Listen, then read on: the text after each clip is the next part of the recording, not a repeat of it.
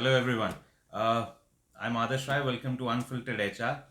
We have Piyush Gupta with us and Anshul with us. Hello. और आज जो topic है वो हम डिस्कस करेंगे why is skill development necessary for a fresher. कि जो तड़कता भड़कता जो मुद्दा है ना कि this is a very young nation और राइट। भीड़ इतनी हो रखी है। बट अगर आप टैलेंट देखो तो टैलेंट एक्चुअली में है नहीं मार्केट, टैलेंट डेवलप करना पड़ता है। और फ्रेशर्स का जो सीन है पिछले 10 सालों में जो लैंडस्केप चेंज हो रहा है, स्पेशली कैंपस प्लेसमेंट्स वगैरह का, जिस तरह का टैलेंट ऑर्गेनाइजेशंस को कंपनीज को चाहिए, चाहे वो टीयर 1 सिटीज़ हो टीयर 2 सिटीज़ है, उस तरह का टैलेंट आ नहीं रहा है। और it's not about communication, English Hindi की बात नहीं है, इट्स अबाउट द माइंडसेट मुझे लगता है। और कहीं ना कहीं वो गैप्स बढ़ते जा रहे हैं।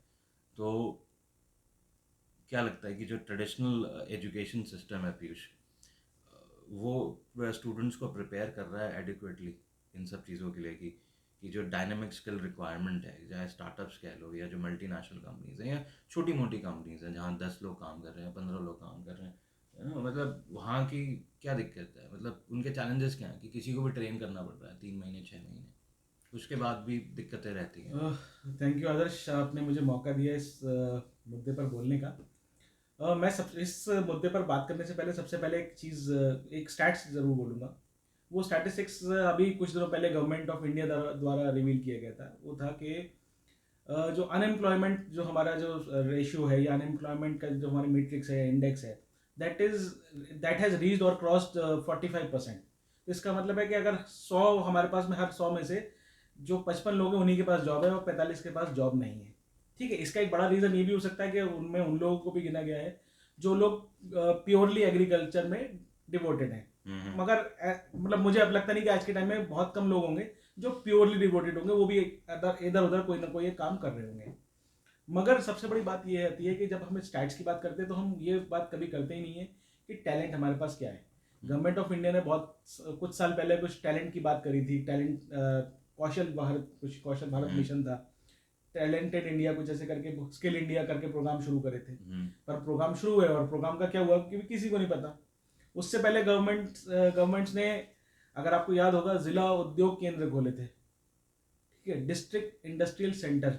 उसमें क्या था, उसमें भी ट्रेड सिखाई जाती थी। उसमें भी जाओ और एक डिप्लोमा ले लो, उसके बाद गवर्नमेंट कहती है कि ठीक है लोन लोगे तो हम कुछ रिकमेंडेशन कर देंगे। कहीं अगर आप, कोई अफसर अगर आपके से खुश है आपके परफॉर्मेंस से, तो वो हो सकता है कि लोन के लिए रिकमेंडेशन भी कर दे, दिलवा भी दे, और आप अपना एक एक काम सेटअप कर सकते हो। लेकिन ये ऐसे स्टार्टअप नहीं बनता, ऐसे तो एक छोटे से कॉटेज इंडस्ट्री बन सकती है। लेकिन अगर हम कहते हैं कि स्किल्स की अगर हम बात करते हैं, टैलेंट, स्किल्स, कौशल, जो भी हम कुछ बात करते हैं, तो वो तो हमारे पास में है ही नहीं। अब जो आपका क्वेश्चन आ रहा है कि जो ट्रेडिशनल हमारा एजुकेशन सिस्टम की अगर हम बात करें, मैं एक्चुअली में थोड़ा सा, जो हमारा जो करंट टाइम है, जो मॉडर्न इंडिया के लिए, मॉडर्न वर्ल्ड का जो करंट टाइम है, बदलता भारत, हाँ, बदलता भारत, बदलता भारत, मॉडर्न इन एरा। सब चीज़ों को मैं चार चार डिफरेंट स्टेजेस में बांटना चाहूँगा। मेरे हिसाब से चार डिफरेंट स्टेजेस हैं। पहली एक स्टेज थी जब नॉर्मल छोटे छोटे काम थे, कोई बहुत बड़ा काम नहीं था। आपको जिसको काम कराना था, जिस पे पैसा था उसके पास, उसको लेबर चाहिए होती थी, वो लेबर हायर करता था। तो लेबर सुबह आती थी, शाम को अपने यहाँ चली जाती थी, उसके लिए कोई राइट्स नहीं थे, उसके कोई ड्यूटीज नहीं थी। उससे डंडे के जोर पे जो करा लिया उसने कर दिया, और जो उसको पैसे देने दे दिए, नहीं देने नहीं दे दिए। दूसरे नंबर पर जब थोड़ा सा हुआ, तो जब थोड़ा थोड़ा अंग्रेज हुआ है, तो उन्हें बाबू की जरूरत थी, क्योंकि उन्हें काम चलाना था, सरकार चलानी थी। तो उस काम के लिए उन्हें तब चाहिए था बंदा कि जो थोड़ा सा एजुकेटेड हो। तो अगर मैं अपने नाना को याद करता हूँ तो ही वॉज ओनली 10th पास, और वो बैंक से जीएम होकर रिटायर हुए थे। मेरे ग्रैंडफादर, वो उन्होंने 2 या 3 बार मिडिल किया था, कभी उर्दू में किया था, एक बार फारसी में किया था, एक बार हिंदी में किया था। वो हेडमास्टर थे, फिर पटवारी भी हुए थे। उतने हायर ठीक है, एजुकेशन हायर एजुकेशन की जरूरत नहीं थी, सिर्फ एजुकेटेड लोग चाहिए थे, तो वो मानते थे कि एजुकेशन इज क्वालिफिकेशन। पीयूष, पहले का जो 8वीं क्लास के जो पढ़े लिखे हैं और आज के ग्रेजुएट्स को बैठा दो आमने सामने, तो जो 70s और 80s के जो नहीं 70s 80s नहीं, जो 50s और 60s के जो पढ़े लिखे हैं, जो बुजुर्ग हैं, आप सीनियर सिटीजन कैटेगरी में आते हैं, वो अगर जो भी 8th स्टैंडर्ड पास है, वो आज के ग्रेजुएशन उनके सामने कहीं नहीं खड़े होते। मुद्दा ये है कि आप पढ़ तो इतना सब रहे हो, आपके आउटपुट उस तरह नहीं है, आपकी एप्लीकेशन नहीं है। हमेशा ये कहते हैं कि एजुकेशन किस काम आती है, एजुकेशन बहुत काम आती है, बट हमारा वो थॉट प्रोसेस ही नहीं होता कि हम ये जो पढ़ रहे हैं हम इसको Implement कैसे हम करेंगे? अगर किसी कंपनी में हमें नौकरी दी जाएगी तो उसे अप्लाई कैसे किया जाएगा? कि चलो मैंने एचआर किया, मैंने पोस्ट ग्रेजुएशन की, मैंने मैस्लोज नीड ऑफ हायरार्की पढ़ी, तो मैं उसे कैसे इम्प्लाई कर सकता हूँ या मैं कैसे उसे अप्लाई कर सकता हूँ? मेरा उस तरह का माइंडसेट होना चाहिए। एक तरफ से मुझे ये भी अंडरस्टैंड करना चाहिए कि जो मैस्लोज नीड ऑफ हायरार्की है वो इंडियन, आप अगर आप मुरादाबाद में आपकी कंपनी है या आप कश्मीर में कहीं बैठे हो, आपने 15 लोग है अपनी कंपनी में काम कर रहे हैं, 5 लोग कर, तो उन पे मैस्लोज नीड ऑफ हायरार्की कर पाएगी? कई बार लोग होते हैं 50-50 साल के हो जाते हैं, उनकी रोजी रोटी और कपड़ा मकान और इनकी चीज़ें नहीं पूरी हो पा रही होती, तो वो तो, बेसिक नीड्स ही नहीं पूरी तो हो रही। इंडिया में तो चक्कर अलग है ना कि यहाँ पे तो मैकडोनल्ड्स को भी आलू टिक्की लाना पड़ गया था, तो एजुकेशन सिस्टम्स में वो आलू टिक्की बर्गर क्यों नहीं आ रहा? मतलब डेफिनेटली कि मतलब चेंज Right. तो आना चाहिए। चेंज चेंज चेंज तो मतलब बहुत हो रहा है, हम्म। और आप इतना तो देखना भी चाहिए टेक्नोलॉजी ना, इन्फ्यूज कर रहे हो। चेंज केवल पेपर्स पर आता है, ठीक है। हम्म। जिसमें मैंने अभी आपको पहले अपनी पहली 2 स्टेजेस बताई, मैं अभी हाँ। आगे की 2 स्टेजेस में वही चीज़ डिस्कस करूंगा। फिर जब स्टेज 3 आई, जिसे हम एक्चुअली में कहते हैं कि जो मेरे फादर के बाद की जो जनरेशन रही होगी या मेरे से थोड़ा सा पहले की जो जनरेशन रही हाँ। होगी, जब थोड़ा सा आईटी का बूम वगैरह हुआ, तब उनको एम्बिशियस लोग भी चाहिए थे। कि एम्बिशियस लोग वो जो सिर्फ सरकारी नौकरी के पीछे नहीं भाग रहे थे, वो कुछ करना चाहते थे कि भाई मैंने पढ़ाई कर ली, अब मैं कुछ करना चाहता हूँ, मेरे पास दिमाग है, मैं कुछ बिल्कुल। करूंगा। हाँ। पर मेरे पास दिमाग है, अभी भी मेरे पास स्किल नहीं है, मेरे पास, मैंने पढ़ाई है और दिमाग है, हाँ। उसी को यूज करके मैं स्किल करूंगा। कंपनी उससे भी खुश नहीं कि भाई हमें कुछ तो बंदा मिल रहा है, ऐसा नहीं कि वो सिर्फ ग्रेजुएट ग्रेजुएट है और जिसको कुछ नहीं आता हो। जैसे देहात में कहावत होती है कि तुम पढ़े लिखे तो बहुत हो लेकिन गुने हुए नहीं हो, ठीक है, ना गुने हुए हो, ना बुने हुए हो, ना धुने हुए हो। प्रैक्टिकल एक्सपोजर नहीं है कुछ भी। अच्छा हाँ, इस पे जो और इम्प्लीमेंटेशन नहीं पता, नहीं, प्रैक्टिकल एक्सपोजर तो बट implement- अंशुल एक्सपोजर मिलेगा कहाँ? फ्रेशर को नौकरी कौन देगा? राइट। जब क्वेश्चन ये है ना, एक्चुअली क्या है पीयूष, मैं बता रहा हूँ, ये ना जो माइंडसेट है ना फ्रेशर वाला, मुझे लगता है ये बेचारा वाला हो गया। जैसे मैं इंटरव्यूज लेता था 15 साल, मतलब करते करते मेरे पास फ्रेशर आते थे, मैं कहता यार आपको ये नहीं, sir I am a fresher. तो फ्रेशर, जब मेरे लिए फ्रेशर एक नई सोच डिनोट करता है, नया उत्साह, Right. ठीक है, फ्रेश आइज से चीज़ों को देखना कि भाई मेरे यहाँ जैसे चीज़ें चल रही, कोई नया आएगा वो मुझे नया परिप्रेक्ष्य New देगा, mindset न्यू लेके माइंडसेट आएगा। ला के देगा। अब फ्रेशर क्या, बेचारा मैं तो फ्रेशर हूँ, मैं क्या कर Now what सकता is हूँ? pressure is like a caste system जो हाँ, कि उनको वो चाहिए। मतलब कि भाई मैं फ्रेशर हूँ, मेरे मेरे से क्या एक्सपेक्ट कर सकते हो, मुझे तो आप सिखाओ। अरे हाँ। यार ऐसा नहीं होता। मुझे लगता है कि आप ना 2 साल अगर पढ़ रहे हो, आप पढ़ नहीं रहे हो फिर तरीके से, आप सलीके से नहीं पढ़ रहे, क्योंकि जो आपने 70% मार्क्स लाए हो, आपसे पूछ दो तो उसमें से आप 35% आप प्रोड्यूस नहीं कर पाते। तो गैप क्या है? आपका एजुकेशन जो आप ले रहे हो, आप उसको बस बस कहते हैं वो ना, सिर्फ ले रहे हैं, वो सिर्फ ले रहे हैं, हो लेकिन उस उसको एक्सपोजर नहीं नंबर देना दिखाने के किसी लिए को। ले हाँ, रहे कि हैं, पापा वो सिर्फ मेरे, नंबर गेम है। मम्मी देखो मैं 80% ले आया। यार मार्क्स, जो एजुकेशन है वो 100 नंबर के बाहर जाती है, ठीक है। और एक फ्रेशर से एक्सपेक्टेड है हाई एनर्जी, लर्निंग एप्टीट्यूड कि, और कुछ तो स्किल उसने सीखी हो, कुछ तो आता हो भाई, एक्सेल तो आता हो, तुम उसमें डेट का फॉर्मूला लगा लो, ये लगा लो, ठीक है। मैं क्रीम लेयर की बात नहीं कर रहा, वो चली जाती है, टॉप कंपनी में चले जाते हैं, उनको लेने वाला हर कोई है, बट वहीं नीचे भी तो चीज़ें होती हैं, उनको भी तो यूटिलिटी में आना पड़ता है। तो एजुकेशन सिस्टम क्या हो रहा है ना अंशुल, जो आप कह रहे हो ना caste system, it's not caste, it's about किसी को इंटरेस्ट नहीं है, मुझे लगता है। और जैसी चीज़ें चल रही हैं, जैसे आपने वो रिपोर्ट साइट की कि इतनी अनएम्प्लॉयबिलिटी है, एसोचैम की भी मेरे ख्याल से आज से 5-6 साल पहले या 7 साल पहले एक रिपोर्ट आई थी कि 93% MBA अनएम्प्लॉयबल है। क्यों है? इतना पढ़ने के बाद भी कोई अनएम्प्लॉयबल कैसे हो सकता है? पोस्ट ग्रेजुएशन एमबीए भाई MBA करने, लास्ट हो गया। मतलब आप मेरे को ये बताओ कि आप, चलो मैं एक उदाहरण ले लेता हूँ कि भाई इंजीनियरिंग करके MBA नहीं कर रहा, कॉमर्स साइड से आया बंदा, ठीक है, 11th-12th में भी उसके पास कॉमर्स थी, फिर BCom किया, ऑनर्स किया, पास की, उसके बाद उसने BBA कर लिया, ठीक है, चलो एडिशनल डाल दिया, जो कि लॉजिकल नहीं है, अगर आप ग्रेजुएट कर रहे हो तो आप MBA करो, आपने कर ली, उसके बावजूद भी अगर उनकी वैसी हालत है। क्योंकि देखो, मैं अब ये एग्जांपल को आगे एक्सटेंड करता हूँ कि अगर जैसे आपने बोला कि भाई अगर हम कॉमर्स ग्रेजुएट की बात करते हैं, तो आप किसी को बोल दो कि एक इंडिपेंडेंट तुम्हारे पास बैलेंस शीट है, तुम उसको एक बार चेक करो, तो एनालाइज नहीं कर पाते बहुत सारे लोग, मैं ये नहीं कहूँगा सब, वो कुछ लोग एनालाइज नहीं कर पाते, उन्हें याद ही नहीं, क्योंकि उन्होंने तब सबने एक रात पहले बुक खोली हो रखी, कंसेप्ट डाल दी, या प्रोफेसर ने बता दिया ये 15 क्वेश्चन में से 5 जरूर आ जाएंगे, उन्होंने वो याद कर ली, कोई मेरी जो परसेंटेज है वो बन जाएगी, कॉन्ट्रा एंट्री पूछ लो। अभी एक फ्रेशर था, हुआ उसका इंटरव्यू वगैरह कहीं पे, मैंने कहा कॉन्ट्रा एंट्री क्या होती है, और मैंने पढ़ा था ये चीज़ 11th में, मैंने क्या, अब बेसिक सी चीज़ें हैं, कुछ चीज़ें मतलब कहीं ना कहीं ये फैक्टर इन है कि हम मार्क्स तो ले आ रहे हैं, हमारे पास डिग्रीज तो मेन है, objective is to just clear the exam clear the Clear exam, the और exam. फिर वही ऑब्जेक्टिव जो है ना ट्रांसेंड कर रहा है कि किसी तरह नौकरी मिल जाए। मिल जाए, बस। क्योंकि मैंने बहुत से, मैं कहना नहीं चाहूँगा, मैं नाम नहीं, या मैं नहीं लेना चाहूँगा, मैंने बहुत से प्लेसमेंट ऑफिसर्स को देखे कहते पहली नौकरी पकड़ लो फिर देखते रहो। अब तुम अपने स्टूडेंट्स के मस्तिष्क में अगर माइंडसेट ये भरोगे कि भाई पहली नौकरी पकड़ लो फिर देखते रहो, तो उसकी जो पहले होता, अंशुल पीयूष, पहले होता था फर्स्ट जॉब, मेरी पहली नौकरी। अब ये पहली नौकरी is not a stepping stone, छलावा बना रखा है यार, वो सिर्फ और सिर्फ कॉर्पोरेट वर्ल्ड में एंटर करने के लिए एक्चुअल में जो है वो है कि अगर मैं उसके बाद मेरे पास फ्रेशर का ठप्पा हट जाएगा, बस यही करने के लिए है। क्या किया 6 महीने, तो अगली कंपनी भी यही पूछेगी ना तुम्हारे, अच्छा तुमने क्या किया है, तुम्हें क्या आता है। वो फिर तो नेगेटिव मुझे आता नहीं एक्चुअली में, वहाँ का जो वो था एनवायरनमेंट था वो टॉक्सिक था, मेरे बॉस ऐसे थे वैसे थे। आपकी अगर अपनी गलती होगी तो आप नहीं प्रूव कर पाओगे कभी भी कि वो आपकी जो है वो किसी और की गलती थी। डेफिनेटली वो चीजें आपके आंसर्स में आ जाएंगी। आप ये रिटन स्किल्स नहीं है बेसिक, की छुट्टी के लिए ईमेल नहीं लिख पाते, ईमेल नहीं लिख पाते, बड़े बड़े ग्रेजुएट नहीं लिख पाते। कई बार ऐसा होता है कि एक ने, मेरा जूनियर था, मैंने कहा कैसे छुट्टी चाहिए, मैंने कहा हाँ ठीक है ईमेल लिख दे मैं अप्रूव कर दूंगा, डॉक्यूमेंट करना जरूरी है, ऐसे नहीं होता कि मुंह जबानी हो जाए, वर्बली मैंने अप्रूव कर दिया। तो वो शाम हो गई ईमेल, मैं क्या हो यार तेरे ईमेल नहीं भेजी, ऐसा नहीं वो मैंने प्लान मैंने बोला मैंने क्या हो गया भाई, क्या दिक्कत है, आई वाज कंसर्न कि मैंने कहा छुट्टी मांग रहे हैं, क्या बात थी, किस लिए, कह रहा सर वो ना मेरे को समझ नहीं आ रहा क्या है। मैंने कहा किस लिए चाहिए, कहता मेरी ना कज़न की वेडिंग है, मुझे समझ नहीं आ रहा मैं कैसे आपसे, वो वेडिंग भी नहीं है उसकी, वो रोका सेरेमनी है, तो मुझे समझ नहीं आ रहा। मैं लिखते इट्स माय कज़न्स रोका सेरेमनी, अब तेरे को रोका का वर्ड कोई नहीं मिल रहा तो इसमें दिक्कत क्या है, एंगेजमेंट।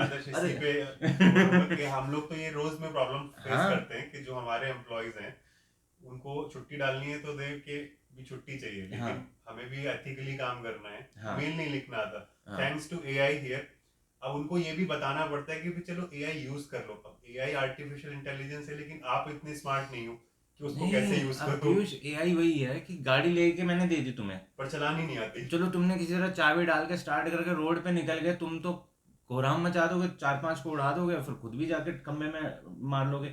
तो अगर तुम्हें कोई चीज है तुम्हारे पास, एआई है, which is a boon, you should know how to use it. Half of the people don't know how to use the prompt. Social media पे जो है वो ड्राइविंग पोजीशन पर फोटो पड़ी होगी कि ड्राइविंग। अब ये जो फ्रेशर्स का टैग है इनको बता रहे हैं, हम लोग सिखा रहे हैं कि चलो यार मेल नहीं लिखना आता तो एट द एआई की हेल्प लो, पर लिखो तो।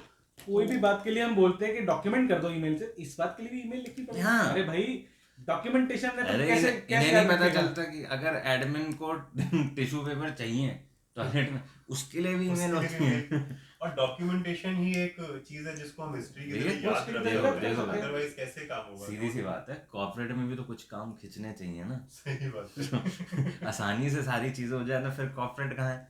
नहीं बात देखो, ये तो चलो मजाक की बात है कि खींचना चाहिए। बात सारी है कि आप लेकर आए। एनीवेज हम लोग जो हमारी जो बात थी कि हम स्किल वाली, तो एक ये स्किल भी देख लें कि आपके पास में ऐसी कोई स्किल नहीं आप डेवलप कर पाए जो आप एक ईमेल लिखे। जब बचपन से आपको एक एप्लीकेशन लिखना सिखाया जा रहा है, I am having high fever, तो वही लिख दो यार, आई एम हैविंग एक फॉर्मेट चल रहा था, some serious work at home वाला, वो भी an urgent piece of work at home, आप यही लिख दो कुछ तो करो। पीयूष याद है हम हायरिंग के लिए गए थे सोनीपत वगैरह में 2015 वगैरह में, वहाँ पे अंशुल क्या हुआ, पानीपत तो करना, पानीपत हाँ। तो हम इधर थे, मतलब जो टोल से पहले कॉलेज पढ़ता, नाम नहीं लेंगे, तो रेज्यूमे आए तो देखा भाई एक की हॉबी स्विमिंग, ठीक है सही है, नाम भी देखा हमने, फादर, बायोडेटा होता है, मोस्टली बायोडेटा होता है, कहानी ऑब्जेक्टिव होता है, तुम मुझे दो मैं तुम्हें, वो वाला उनका होता है ऑब्जेक्टिव, ऐसा होता है जैसे पता नहीं क्या ही कर डालेंगे ये लोग अगर इन्होंने ले लिया तो। उसके बाद मैंने देखा, मैंने सही है, फिर अगला बंदा है, मैंने देखा उसके भी स्विमिंग, मैंने देखा तो मैं कहा तुम दोनों भाई हो, नहीं सर कॉपी है, मैंने कहा फादर्स नेम तो दोनों का सेम है, मैं कहा तुझे स्विमिंग आती है, नहीं सर, मैं कहा तू तो फिर डूब मरेगा अगर तेरे से किसी ने पूछ दिया जा स्विमिंग करके दिखा दे। अरे कॉपी ऐसा किया कि फादर नेम भी भाई, मतलब आप देख रहे हो, और वहां पे लिखा हुआ आई फॉर डिटेल।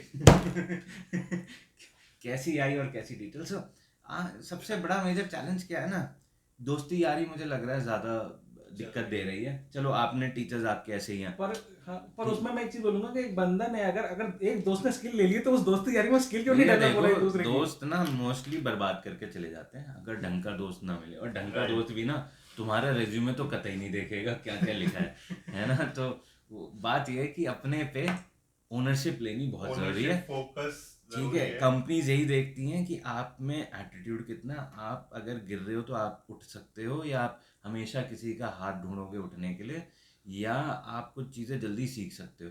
अब आपकी बेसिक एलिमेंट्री स्किल ही नहीं है, आप हिंदी में भी चलो, जो आपकी जो मदर टंग कह लो, जो भी जिसमें आप कंफर्टेबल हो, आप उसमें तो कुछ कर पाओ। ठीक है, वे ऑफ कम्युनिकेशन है, लैंग्वेज। बहुत लोग कहते हैं नहीं हमारी इंग्लिश अच्छी नहीं, क्यों नहीं है यार? Why it is a challenge. इतना पैसा चला गया तुम्हारी एजुकेशन में, इतना एफर्ट चल रहा है, तो तुम कर क्या रहे हो अपने बेसिस पे? तुमने पिछले 3 महीने में ऐसी क्या चीज़ की है जो तुम्हारी ये वैल्यू एडिशन हो पाए? तो कहीं ना कहीं तो फ्रेशर्स को रिस्पॉन्सिबिलिटी लेनी पड़ेगी ना। मुझे नहीं लगता हर बार आप नहीं आई एम ए फ्रेशर, मेरे को तो कोई, ये तो नहीं चलेगा। क्योंकि जिस देश में इतने लाखों करोड़ों लोग एजुकेट होकर निकल रहे हैं, और आपका ड्रीम है, एस्पिरेशन है कि हमें एक बड़ी कंपनी में काम करना है, आपको बेसिक सेंस तो होना चाहिए ना। कब तक, आज से 10 साल बाद थोड़ी ना ये सेम सिचुएशन रहेगी। फ्रेशर के अंदर जो कॉन्फिडेंस होना चाहिए वो नहीं है। फ्रेशर के अंदर कॉन्फिडेंस आएगा कहाँ से? कॉन्फिडेंस आएगा कहाँ से? जब आपको पता ही नहीं कि 2 और 2 4 क्यों होता है। कोई स्किल्स है नहीं, कैसे प्रूव नहीं, आपको पता भी नहीं है कि 2 और 2 4 करना कैसे है। आपको पता ही नहीं प्लस का साइन लगाना है। तो वो तो बता दिया था कि 2 2 2 आर 4, तो आपने लिख अरे लिया, हम याद तो कर 2 लिया। वनजा चल रहा था, 2 1 आर 2 नहीं, हमें हाँ, किसी को पता ही हमारी नहीं तो है। वो वही जनरेशन चल रहा है। सिखाने वाले को नहीं पता वनजा क्या होता है, कि ये Right. जा क्या होता है। ठीक है, हमें भी सिखाया गया था ऐसे ही। जब कभी किसी एक महापुरुष ने आके हमें बताया कि भाई वो बोलता है 2 1s are 1। अरे इसलिए सही है, 2 दूनी 4। 2 दूनी 4। वो हम लोग हिंदी से हटके इंग्लिश पे भी नहीं अडेप्ट हुए और बीच हमने में लेकिन लटक टोन गए। हमने वही पकड़ ली। बीच में अटक दो गए। दो ही कम 2 2 दूनी 4। तो इसका ये मतलब नहीं है जिसकी जबान नहीं है वो ग्रो नहीं कर सकता क्या? ऐसा नहीं है। It's about all about attitude ना। कितने लोग हैं, हम कितने वीडियोस देखते हैं, किसी का हाथ चला गया, किसी का, और वो पैरालंपिक्स में जा रहे हैं, उसमें सो Because ये they develop their skills. They हाँ, only focus on their कि भाई skills. ये चीज़ अब मेरे पास नहीं है, बट मैं क्या कर सकता हूँ, जो मेरे पास लिमिटेड स्किल सेट है, जो मेरा माइंड सेट है। पहले तो हमें कि पहले तो स्किल डेवलप करनी। स्किल के लिए उसका देखो, मैं यहाँ पर एक चीज बोलूंगा कि अगर स्किल देखना है क्या, तो भाई सबसे पहले आपके पास एक करियर गोल होना चाहिए। Right. आपके पास गोल ही नहीं है कोई। आपका गोल है जॉब पकड़ना, तो जॉब तो कहीं पे भी, वो फिर ढाबे पे भी जॉब होती है। जो एक वेटर है वो भी तो अपना काम कर रहा है। बिल्कुल, पकौड़ा तो तलना भी जॉब है। हाँ, आपको तो वो नहीं करना। तो आपको क्या करना है? मुझे बस एक जॉब करनी है। तो किस चीज की जॉब करनी है? क्या ट्रेड आपने सोचा है? मैंने मार्केटिंग करी है तो मैं मार्केटिंग की जॉब करूंगा। आपको पता है मार्केटिंग क्या होती है, सेल्स क्या होती है? फर्क बताओ। आपको कैसे पता लगेगा? कैसी, कहाँ पर आप डिफर करोगे कि आपकी ये सेल हो गई है? तो वो डेफिनेशन लेके बता देगा जी, सब जब गुड्स डिलीवर हो गई है तो वो सेल हो गई। तो उस पर मार्केटिंग वाले ने भी तो गुड्स डिलीवर कराई है, उसने जाके लिया, तो क्या किया? अब एक और मेजर सबसे बड़ा चैलेंज है कि रिमोट वर्क्स बढ़ रहे हैं कोविड के बाद से, कि भाई अपॉर्चुनिटीज़ हैं, पहले से ज़्यादा हैं, बट सबसे बड़ा चैलेंज भी मैंने देखा रिमोट वर्क में, भाई किसी को ऑफिस में बैठा के काम करवा रहे हो, उससे काम नहीं निकलवा पा रहे हो। आप रिमोट वर्क में कैसे करोगे? और फिर वहाँ पे फ्रेशर कर लोगे हायर, तो उसको कैसे मॉनिटर करोगे?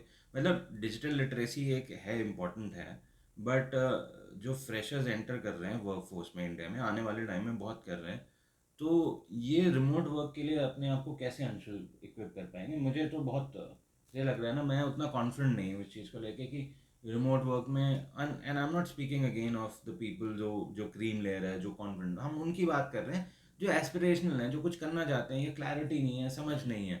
हमेशा उस चीज़ की बात नहीं हो रही कि जो कर रहा है तो कर रहा है भाई, करते रहो, उसको तो हैबिट हो गई ठीक है। है, all the best, cheers. Initially कैसे वो लोग स्टार्ट करेंगे? कैसे करेंगे? मतलब रिमोट वर्क बहुत अच्छी ऑप्शन है कि आपको कहीं जाना है। अपॉर्चुनिटी है, बट उसको ना मिसकंडक्ट करते हैं अपने आप से कि रिमोटली मिल गया तो चलो बस सैलरी ठीक उठाएंगे है, और तो आउटपुट कुछ नहीं देंगे। अब इंटर्नशिप्स भी बहुत क्रूशल होती हैं। अब आप सही इंटर्नशिप तक कैसे जाओ? जैसे मैंने ही लास्ट ईयर 10 इंटर्न्स हायर किए थे, तो 3-4 घंटे बैठने को तैयार नहीं है।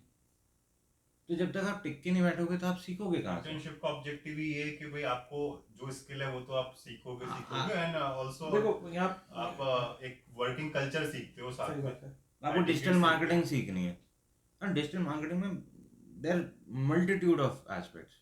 आप एसईओ में जाओ, आप पागल हो जाओगे। मल्टीपल वर्टिकल्स हाँ। है। डिजिटल मार्केटिंग तो एक छोटा सा वर्ड है। आपने ये सीख लिया, फेसबुक ऐड सीख लिया, फेसबुक ने चेंज कर दी अपनी, वही आपको फिर से पढ़ना पड़ेगा। On update with the policies, तो वरना आप कैसे क्लाइंट को सर्व करोगे? क्लाइंट की नीड तो अटमोस्ट इम्पोर्टेंट है ना। फिर क्लाइंट चाहे आप कह लो भगवान है, या राजा है भाई, नहीं ये सब उतना उस लेवल पे मत चले जाओ कि वो अपनी जगह भूल जाए कि क्या क्लाइंट एक वो सिर्फ बात करने के लिए हाँ भगवान है, वही भाई अदरवाइज तो वो भगवान नहीं है, क्योंकि उसे नहीं आती वो वो स्किल, एक वो आपके ह्यूमन पास है, हाँ। उसकी उसका एक गैप है उसके एक बिजनेस में, वो फुलफिल वो करना है। उसकी नीड या वांट हो सकती है, आपको अंडरस्टैंड करना है और आपको अपनी स्किल देखनी है कि मैं इसको कैसे उस जो गैप को फुलफिल कर सकता हूँ। बट आप अगर आप कॉन्स्टेंटली अपने आप को एजुकेट नहीं करोगे तो बस ये तो बहुत बड़ा चैलेंज है। क्या लगता है आपको, क्योंकि फिर जो स्पेसिफिक इंडस्ट्रीज है ना इंडिया में वहाँ पे सर्टन स्किल्स चाहिए, तो वो वाला जो टाइम गया मुझे लगता है अंशुल हाँ, कि ट्रेडिशनल वे तो यू भी नो काफी चला गया। Jack of all trades and वो नहीं चलेगा, मास्टर ऑफ नन नहीं चलेगा, you have to be master master of of one one. And then you can go bloody jack of all trades हो जाओ Right. आप, उसमें कोई दिक्कत नहीं।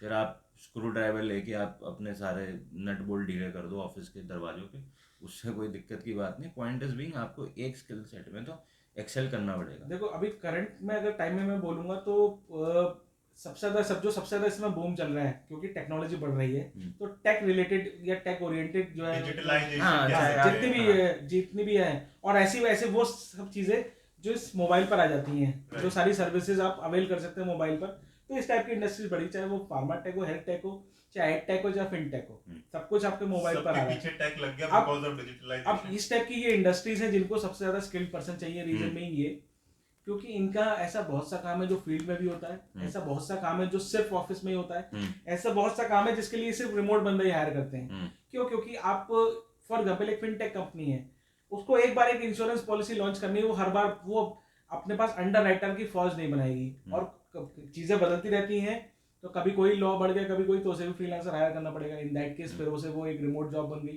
तो आपने एक स्किल्ड बंदे के लिए हायर कर लिया। बहुत सारी कंपनीज है जो स्टार्टअप्स हैं, उनके पास उतना पैसा नहीं, तो वो फिक्स कॉस्ट बचाने के लिए रिमोटली हायर करके रखती हैं कंपनीज। तो ऐसी इस टाइप की इंडस्ट्रीज हैं जहाँ पर ऐसे बंदों की जरूरत है जिन्हें जो शुरुआत से स्किल्ड हो। अब स्किल का मतलब एक्सपीरियंस नहीं होता है, यहाँ पर मैं पहले क्लियर कर दूंगा। मैं पहले ये चीज है कि भाई आप अगर कहते हो कि कोई बंदा स्किल्ड है, डजंट मीन कि वो एक्सपीरियंस है इसलिए स्किल्ड है, ठीक है। स्किल होना एक अलग चीज है। ऐसे बहुत सारे एक्सपीरियंस लोग हैं जिनके पास बहुत सारी स्किल्स नहीं है। आपके पास में मैं और आप करीब कम से कम 10-15 साल से कंप्यूटर यूज कर रहे हैं, ठीक है।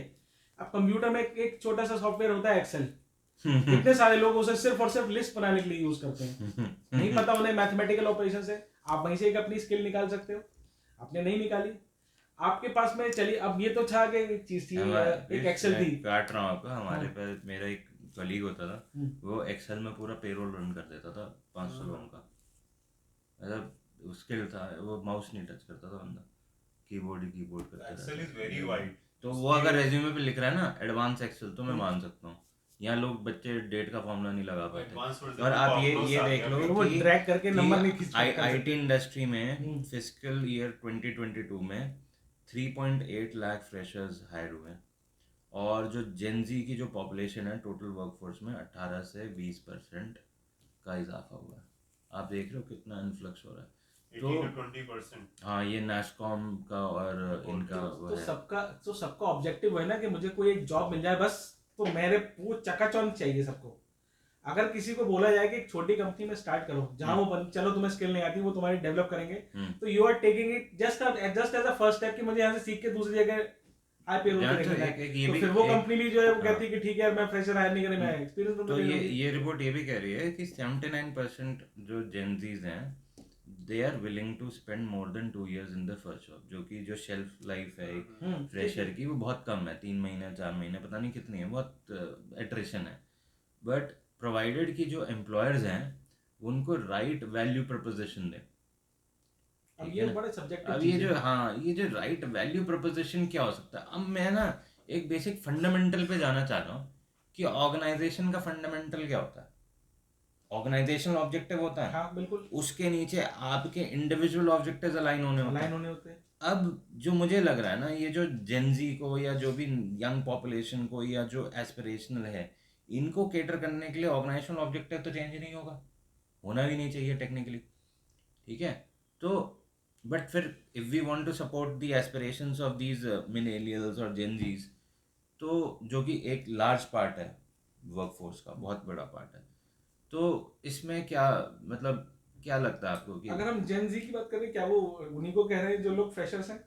क्योंकि जेन जी में तो वो लोग भी हैं यार जो थोड़े फ्रेशर्स से ही ऊपर आएंगे, है, मतलब जो जेनजीज में वही जो आएंगे कम ना, एक्सपीरियंस है उनको भी गिन सकते हो, 1-2 साल वाले, 3 साल जो यंग, मतलब जो लेटेस्ट जो जनरेशन धक्का खा रहे हैं अभी भी, धक्का तो, और कि सन 2020 में पास आउट है, मतलब प्लेसमेंट ही नहीं हुआ है। धक्का तो आप कभी भी खा ही सकते हो, जिंदगी एक ऐसी चीज है आपको। नहीं देखो ऐसे भी आपको लोग मिलते हैं ना कि जो लोग, देखो देखो भाई, सीधी सी बात है, इनका जो मेजर हुआ है, कह रहे वर्क लाइफ बैलेंस। अब फंडामेंटल ये है कि आप अगर आप work life balance, positive work life balance देख रहे हो, तो आप पहले तो स्टार्टअप्स में बताओ, आपके लिए पूरा एक सेक्टर बंद हो गया एक, कि अगर आप वर्क लाइफ बैलेंस, आपको वर्क लाइफ बैलेंस मिलेगा नहीं भाई। जो कंपनी अभी स्टार्ट कर रही है उसको आधे टाइम हमें ही नहीं समझ आता हम क्या कर रहे हैं क्या नहीं कर रहे हैं, हम जिस डायरेक्शन में जा रहे हैं। बहुत मार्केट में जो एक्सटर्नल फोर्सेस होती है बहुत पार्ट प्ले करती हैं, है ना। कभी कोविड आ गया, कुछ आ गया, बाढ़ आ गई, इधर एक्सटर्नल फैक्टर्स लॉजिस्टिक्स में जो है वो इस सारी चीज़ों से। तो आप अगर एज अ जेन जी आ रहे हो कि भाई मैं स्टार्टअप में जा रहा हूँ, मुझे वर्क लाइफ बैलेंस है, तो आप वो क्यों गलत जगह ढूंढ रहे हो, है ना। आप शिव मंदिर में आ रहे हो और आप फिर सोच रहे हो कि आप वहाँ पे आपको नाग ना मिले पूजा करने के लिए। हाँ, तो you know there what I am trying to say is कि then you are barking at the wrong tree. मैं यहाँ पे थोड़ा सा एक चीज, थोड़ा सा I beg to differ actually में, एंड आई विल नहीं, ठीक है, दिस पॉइंट। फॉर एग्जांपल एक स्टार्टअप है हमारा, ठीक है, ग्रोथ वंडर्स करके एक स्टार्टअप है, तो उसमें एक इन्फॉर्मेशन हमने दी हुई है कि कोई भी बंदा घर पे काम लेके नहीं जाएगा, ठीक है। तो लैपटॉप ही किसी को लेके नहीं जाना है, उन्होंने घर पे खोल लिया, एक अलग चीज है, हमने तो मना कर दिया कि भैया नहीं, तुम्हें काम नहीं करना है। वो एक वर्क लाइफ बैलेंस ही तो दे रहे हैं। लेकिन फिर अब यहाँ पर एक्चुअली में क्या होता है, जैसे ही आप एक बार बनाते हो कि ठीक है यार ये थोड़ा सा रेफरेंस के लिए दिया है, लोग उस बार को क्रॉस करके अगली एक्सपेक्टेशन सेट कर देते हैं, तो स्टार्टअप के साथ में ये चीज बंद हो जाती है। इशू ये इशू हुआ है कि वो बहुत कुछ नहीं दे सकता, नहीं दे सकता, ठीक है। तो वहां पर फिर वही वाली बात फिर आ जाती है, फिर मैं आपकी बात जरूर मानूंगा, फिर डू नॉट एंटर स्टार्टअप। हाँ, मतलब until unless you are aware कि वहां पे क्या क्या हो सकता है, फिर आप मत आपको जाओ। बहुत ग्राइंड करना पड़ता है, मतलब आपको अनअबेटेड आवर्स पे आपको प्रेजेंट रहना पड़ता है। कई बार ये होता है, कई चीज़ें होती है, एक इंसान 3-3 जनों का काम कर रहा होता है। That is what is a startup life. Positive और भाई नेगेटिव साहब, आपको आके अपना डेस्क साफ करना पड़ता है, वो करना पड़ता है। मैं तो पर ये 1 2 3 फॉर्मूला तो हर जगह है, केवल स्टार्टअप ही नहीं है। तो आप, एक बंदे को जॉब दो, 2 बंदे की सैलरी दो, 3 बंदे काम अब दो। मैं आपको एक चीज़ कहता हूँ, आप एक बड़ी ऑर्गेनाइजेशन में हो, ठीक है, और आप समझ लो किसी इंश्योरेंस एमडी में हो, अब वहाँ पे होने वाला है प्रोडक्ट लॉन्च।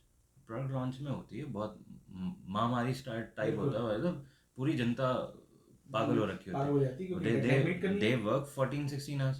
तो जो वर्क लाइफ बैलेंस है वो मुझे लगता है कि बहुत मुश्किल होगा आने वाले टाइम में उस चीज़ को अचीव करना। जो इंडिया का लैंडस्केप है, जिस तरह से हमारी इकोनॉमी ग्रो हो रही है, जिस तरह से हमारा वेस्टर्न उसका इन्फ्लुएंस है, और जितनी हमारी लिमिटेशंस हैं। आप ये देखो ना, वर्क लाइफ बैलेंस, आप यहाँ से आप दिल्ली से जा रहे हो गुड़गांव काम करने, कैसे करोगे आप? टाइम से भी ऑफिस से निकल के 2 घंटा तो आपने जाम में फंसना ही है, गाने सुनते रहोगे, हो गया फिर वहीं पे, मतलब आपका जैजी भी हो जाएगा वहाँ पे, और क्या हो सकता है। फिर गाड़ी में आप कितना ही फन कर लोगे, 2 घंटा आके आप तरस तो क्या, आप थके आ फन तो आप रहे तब फन तो आप तब तक करोगे जब आप गाना सुनोगे, जब आप साइड देख रहे होगे कि कहाँ से निकल रही, कहाँ से नहीं। अगर आप खुद ड्राइव कर रहे हो या किसी और के लिए करा रहे हो, भाई देख के क्या चला रहा है तो सामने देख ले, मतलब दैट इज द पॉइंट। मतलब आपका वर्क लाइफ बैलेंस, मतलब मुझे लगता है कि ऑर्गेनाइजेशंस को ना बहुत basic aspects of human enablement पे सोचना पड़ेगा कि आप रिमोट वर्क कराना चाहते हो, बट उसके लिए आपको आपका वैल्यू सिस्टम, आपकी कंपनी का जो है ना, आपके जो लीडर्स हैं, जो मैनेजर्स हैं, वो इमोशनली इंटेलिजेंट होने बहुत ज़रूरी है। वरना मैंने देखा है कि जिस तरह से बातचीत होती है ना, आधे बंदे तो अपना रेज्यूमे इसलिए अपलोड कर देते क्योंकि बॉस ढंग से बात नहीं करता। ये बहुत बड़ा फैक्टर है, बदतमीजी बहुत चलती है कि भाई मैं अपना मतलब स्कूल तैर के गया, 2 नदियां पार करके गया, तो भाई अगली जनरेशन भी वैसी है। ऐसा नहीं होना चाहिए। वी आर नॉट सेइंग कि वीक लोग आए, बट थोड़ा तो मेहनत किए तो दूसरे को सुकून तो मिलना। सभी में होती है, ऐसा हाँ। नहीं है, ऐसा कोई भी नहीं है, ऐसा स्ट्रांग कोई भी नहीं आया। हाँ, सबको कंस और रावण थोड़ी हायर करने हैं। हाँ। और दूसरी बात, जहां तक बात आती है बॉस वाली, तो मैं एक चीज वहां के लिए भी बोलूंगा कि बॉस के पास भी वो स्किल नहीं है कि आप कैसे गाली देके भी अपने काम निकलवा सकते हो। आपके यहाँ जो भी उस्ताद होता है वो आपको गाली जरूर देता है, लेकिन उससे पहले उसने कुछ सिखाया होगा, तभी आप उसकी गाली सुनते हो। अब सिंपल गाली से मेरा मतलब वो नहीं कि किसी ने उसने ABCD कुछ बोला, ठीक है, वो नहीं। गाली से मतलब है कि किसी ने आपको डांट दिया। हाँ, नहीं, हाँ, तो डांट किसी को बोलो, ठीक है। पब्लिक हो जाएगी क्या? ये कौन सी वोकैबुलरी लेके बैठे हुए थे? नहीं, मैं इसके लिए ये बोलूंगा कि देखिए देखिए गाली तो हर चीज है, देखिए उसने उसको गाली दी, you shout to him, you shout upon him, देखिए दोनों मैं में फर्क ये मेरे बेसिक को मैं डिफरेंस है। बताऊं, मैंने जो देखा है पीयूष, ये जितने आज की मेरा जो एक्सपीरियंस रहा है कुछ इंटर्न्स के साथ, और मैं ये नहीं कहूँगा वो एक्सपीरियंस ट्रांसफायर कर जाता है बाकी सब लोगों पे, बट आप डांटोगे भी ना तो भाई साहब इनका रोना वोना स्टार्ट हो जाता है। और डांटना भी क्या, you know me for quite some time, मतलब आई हार्डली मैं किसी को स्कोल्ड करता हूँ, मैं थोड़ा स्टर्न वॉइस में मैं बोल देता हूँ कि भाई इतनी देर से बैठे हुए क्या कर रहे हो। मैं आपको एक एग्जांपल देता हूँ, मैंने एक इंटर्न रखा था and he was the topper of his class. मैंने उसको दिया, मैंने कहा भाई PHP डेवलपर हायर करना है, इसकी जेडी बना के पोस्ट कर दो, ठीक है, लिंक्डइन पे इसको डाल दो कि एक आध जॉब वेबसाइट्स पे डाल दो, चाहिए हमें 2-3 साल का एक्सपीरियंस है। मैंने उसको दे दिया, जो एक होता है ना रेफरेंसिंग पॉइंट जो चाहिए होता है। थोड़ी देर बाद देख रहा हूँ 10 मिनट पढ़ के मैंने बगल में बैठा हुआ था, मैंने कहा मैं अपना काम मैंने कहा रजिस्टर में कुछ लिख रहा था, मैंने क्या कर रहे हैं भाई, कर मैं पॉइंट्स बना रहा हूँ जेडी के। ही टुक हाफ एन आवर वो जेडी उसमें लिख रहा है नोट पैड में। मैंने कहा इसके बाद क्या सर मैं इसको फिर सिस्टम पे लिखेंगे। वो टॉपर था अपनी क्लास का, एफिशिएंसी तो अपने आप ही डाउन कर ली। मतलब Implementation मैंने plan अपना पता नहीं है। मेरा हो गया उस दिन का, मेरा काम खत्म हो गया। मेरे को लगा मैंने उसकी तरफ देखा, मैंने कहा are you for real, seriously, मतलब इस पे लिखेगा फिर तो उस पे लिखेगा। मतलब मैं पोइट्री करता हूँ तो मैं I prefer writing on piece of paper, और मैं अपना इंक पेन यूज करता हूँ, वो अलग चाम है। बट भाई यहाँ पे तुम्हें प्रोडक्टिव होना है, this is not the way you get productive. उतने में ही वो उतना वो हो गया, मैंने कहा यार इसको तो कुछ बोल ही नहीं सकते। अच्छा, फिर मेरे को एक और अप्रीहेंशन था कि भाई जो बड़े घर के लड़के होते हैं और जिनको वो होता है तो ये थोड़े ज़्यादा होते हैं, मतलब मेरा एक जैसे कहते हैं ना बायस कह लीजिए, वो बायस उस लड़के ने तोड़ दिया। वो किसी बड़े हाई अच्छे middle class upper middle class या बड़े अमीर घराने से नहीं आता था, उसके पिताजी ऑटो ड्राइवर थे।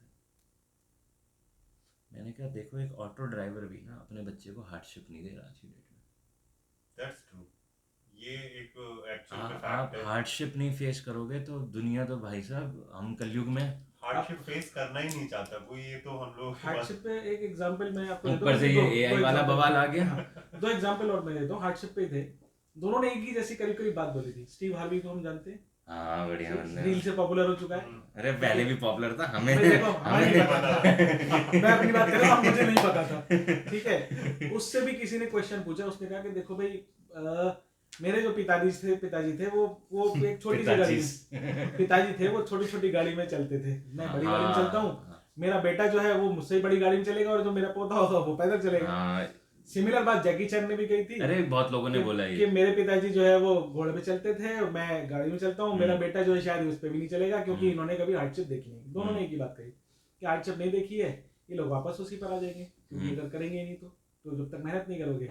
मेहनत करने के लिए भी क्या है आपको, देखो एक फिल्म है उसमें एक ही हीरो या 2 हीरो या 4 हीरो हो जाएंगे, 365 तो हीरो नहीं ला पाएंगे ना, और जितने लोग हीरो बनने के लिए उनमें से कुछ ही लोग आगे बढ़ेंगे। हम हमेशा जो बंदा आगे बढ़ गया उसकी देखते हैं कि उसने ये करा, और हमने नोट कर लेते हैं कि यार उसने ना बहुत धक्के खाए थे तभी बना था। धक्के खा के हीरो नहीं बनता, धक्के तो वो भी खा रहे हैं जो हार गए थे, उन्होंने शायद ज्यादा धक्के खाए। तो अगर आप कई बार हो सकता है कि आप अपने अप्रोच चेंज करोगे, आप जो लीडर्स को पढ़ रहे हो या हीरोज को पढ़ रहे हो उसके बजाय आप उनकी बात पढ़ो जो एक्चुअली में लीडर या हीरो नहीं बन पाए। पता करो ना कि कहाँ गलत, मुझे क्या क्या नहीं करना ये भी पता कर लो, क्या करना है तो चलो आप वो नहीं कर पा रहे हो, क्या नहीं करना ये भी पता कर लो। ये सारी जरूरी है एजुकेशन सिस्टम में, मतलब इंडस्ट्री कनेक्ट हो रहा है। बट मुझे जहाँ तक मैंने देखा, मैं इतनी वर्कशॉप्स वगैरह में जाता हूँ, कॉलेज में इंटरेक्शन होता है, मतलब उस लेवल का नहीं हो पा रहा जहाँ पे वो जो चेंज चाहिए ना, जो ट्रांसफॉर्मेशन। अब ये देखो कि जो मिलेनियल्स और जेनजीज हैं, they make up to the 52% of India's total population as of 2021। मतलब 52% है जेनजीज और मिलेनियल्स, मतलब भाई साहब आधी वर्कफोर्स है।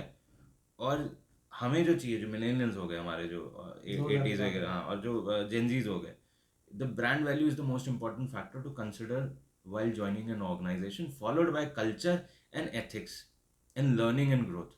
Better financial benefits, career growth, job satisfaction are the key parameters. आप देख रहे हो कितनी सारी चीज़ें एक में। आप बात कर रहे हो कल्चर एंड एथिक्स की। पिछले 20-22 सालों में हमने देखा है कि कितना एथिक्स कुचले गए हैं और कितनी चीज़ें हुई हैं।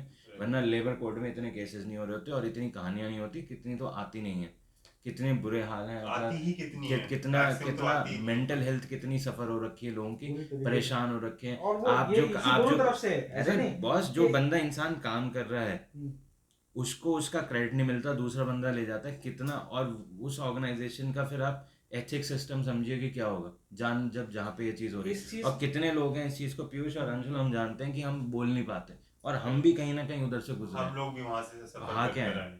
भाई, आप पूरे पूरे दिन काम करते हो और आपको कोई पीठ पे आके कि भाई ठीक है, इतना तक नहीं हो पाता। उसके बाद आप जाओगे कहीं कोने में बैठोगे, सिगरेट दारू पियोगे और फिर हो जाएगा। तो हम कैसा क्या बना रहे हैं, और लर्निंग एंड ग्रोथ की बात कर रहे हैं। तो मैं इसमें जो अब एथिकल फाइनेंशियल बेनिफिट्स तो हाँ, मतलब आप बताओ कि आप अगर दिल्ली एनसीआर से बाहर निकल जाओ तो क्या ही सिचुएशन है। देखो देखो फाइनेंशियल्स की तो मैं बात करता हूँ, वो टेम्पटेशंस और एस्पिरेशंस हैं जो कभी हमेशा मीट रहेंगे, नहीं हो सकती, नहीं हो सकती। कभी किसी की भी नहीं। आज अगर मैं 1 लाख रुपए कमा रहा हूँ तो मैं सोचूंगा मुझे 1,20,000 1,50,000 मिल जाए, हाँ, कितना मजा है, क्योंकि मैं वो उससे कर रहा हूँ। वो वाली जो कहानी थी ना कि हाँ, मेरे पिताजी कहते भाई हमें तो 1 रुपये मिलता था, हाँ। मैं कहता हूँ मुझे 10 रुपये मिलता था, मेरे बच्चे कहेंगे हमें 100 रुपये मिलते थे, 1000 रुपये मिलते। सो दैट इज तो वो तो टाइम वैल्यू ऑफ मनी है ना। टाइम वैल्यू ऑफ तो वो सिंपल तो सी बात है, बढ़ता और कोई रहे। बात नहीं है। हाँ, इशू इशू वहां नहीं आता, इशू आता है कि आप जब आप बात करते हो कि यार पहले मैं अगर एथिक्स की बात कर लेता हूँ, तो एथिक्स की इशू तो हर जगह है। बहुत जगह। क्या ये जेन जी भी तो जो पहला स्टेप है वो लेके आई हुई है ना कि मैं मुझे तो भागना है ना है। इतने सारे लोग यही स्टेप सोच कर आए ना, भाग मोरल जाना है ग्राउंड्स तो वीक है ही हैं। सबको। ओके। तो और वो भी बिना बिना बताए भाग जाना है, वो और भी ज्यादा अनएथिकल इशू हो गया। वही पहले कम से कम ये तो होता था कि हाँ हम नौकरी छोड़ रहे हैं, हम नहीं समझ आ रहा है ये ना, ठीक है, ठीक है और आप बता दो। तीसरा आपने 1 तारीख से 30 तारीख तक जॉब करी, ठीक है, और 30 तारीख आखिरी दिन है, 1 तारीख को आपने रेजिग्नेशन डाला कि भाई मैं तो गया, हाँ, मैं जाना हूँ नहीं, मैं मुझे हाँ, जाना है, तो गए। मैं तो गया। और उसके बाद आपने इन्फॉर्मेशन डाली लेबर कोर्ट में कि मेरी सैलरी नहीं आई है, और लेबर कोर्ट कंपनी के पीछे पड़ा है, आपने सैलरी क्यों रोक ली। आपको जो दूसरा काम करना है वो आप जाके मुकदमा लड़ो, तो कंपनी का यही काम रहेगा कि वो मुकदमा लड़े। मैं किसी कंपनी में एम्प्लॉय भी तो था, तो मैं ये भी तो सोचता हूँ नहीं यार कि कंपनी इस काम के लिए थोड़ी मुकदमा लड़े, वो काम करने के लिए, ताकि हम 100 लोग हैं, वो एक बंदे की वजह से क्यों सफर करें, क्योंकि गलती उसी बंदे की थी। हो सकता है कंपनी ने, हो सकता है उस बंदे का बुरा करा हो, तो भाई पहले तो मैं सब चीजों को बात करनी चाहिए थी, नहीं तो छोड़ के प्रॉपर तरीके से जाओ। तुमने बाकी सबकी वाइट लगा दी। देखो एक बहुत इम्पोर्टेंट चीज़ है कि एक रिपोर्ट कह रही है कि 7 out of 10 IT कंपनीज अपनी हेड काउंट इंक्रीज करेंगे जनवरी से मार्च 2023 तक। तो ये इंडिया में फ्रेशर्स के लिए बहुत जिसे कहते हैं ना ऑप्टिमम टाइम है to leverage the skills they have in march the right. 2023 तक कर चुके हैं या 24 तक करेंगे। सॉरी कर चुके हैं, मतलब पिछला डेटा है कि मतलब इतनी हेडकाउंट इंक्रीज हो गई है और आने वाले टाइम में भी जो है ये चीज़ कंटिन्यू रहेगी, क्योंकि जो 52% इंडिया की टोटल पॉपुलेशन है ना, वो ग्लोबल एवरेज से 47% ज़्यादा है। तो ये मोमेंटम है 2030 तक ये कैरी ऑन रहेगा।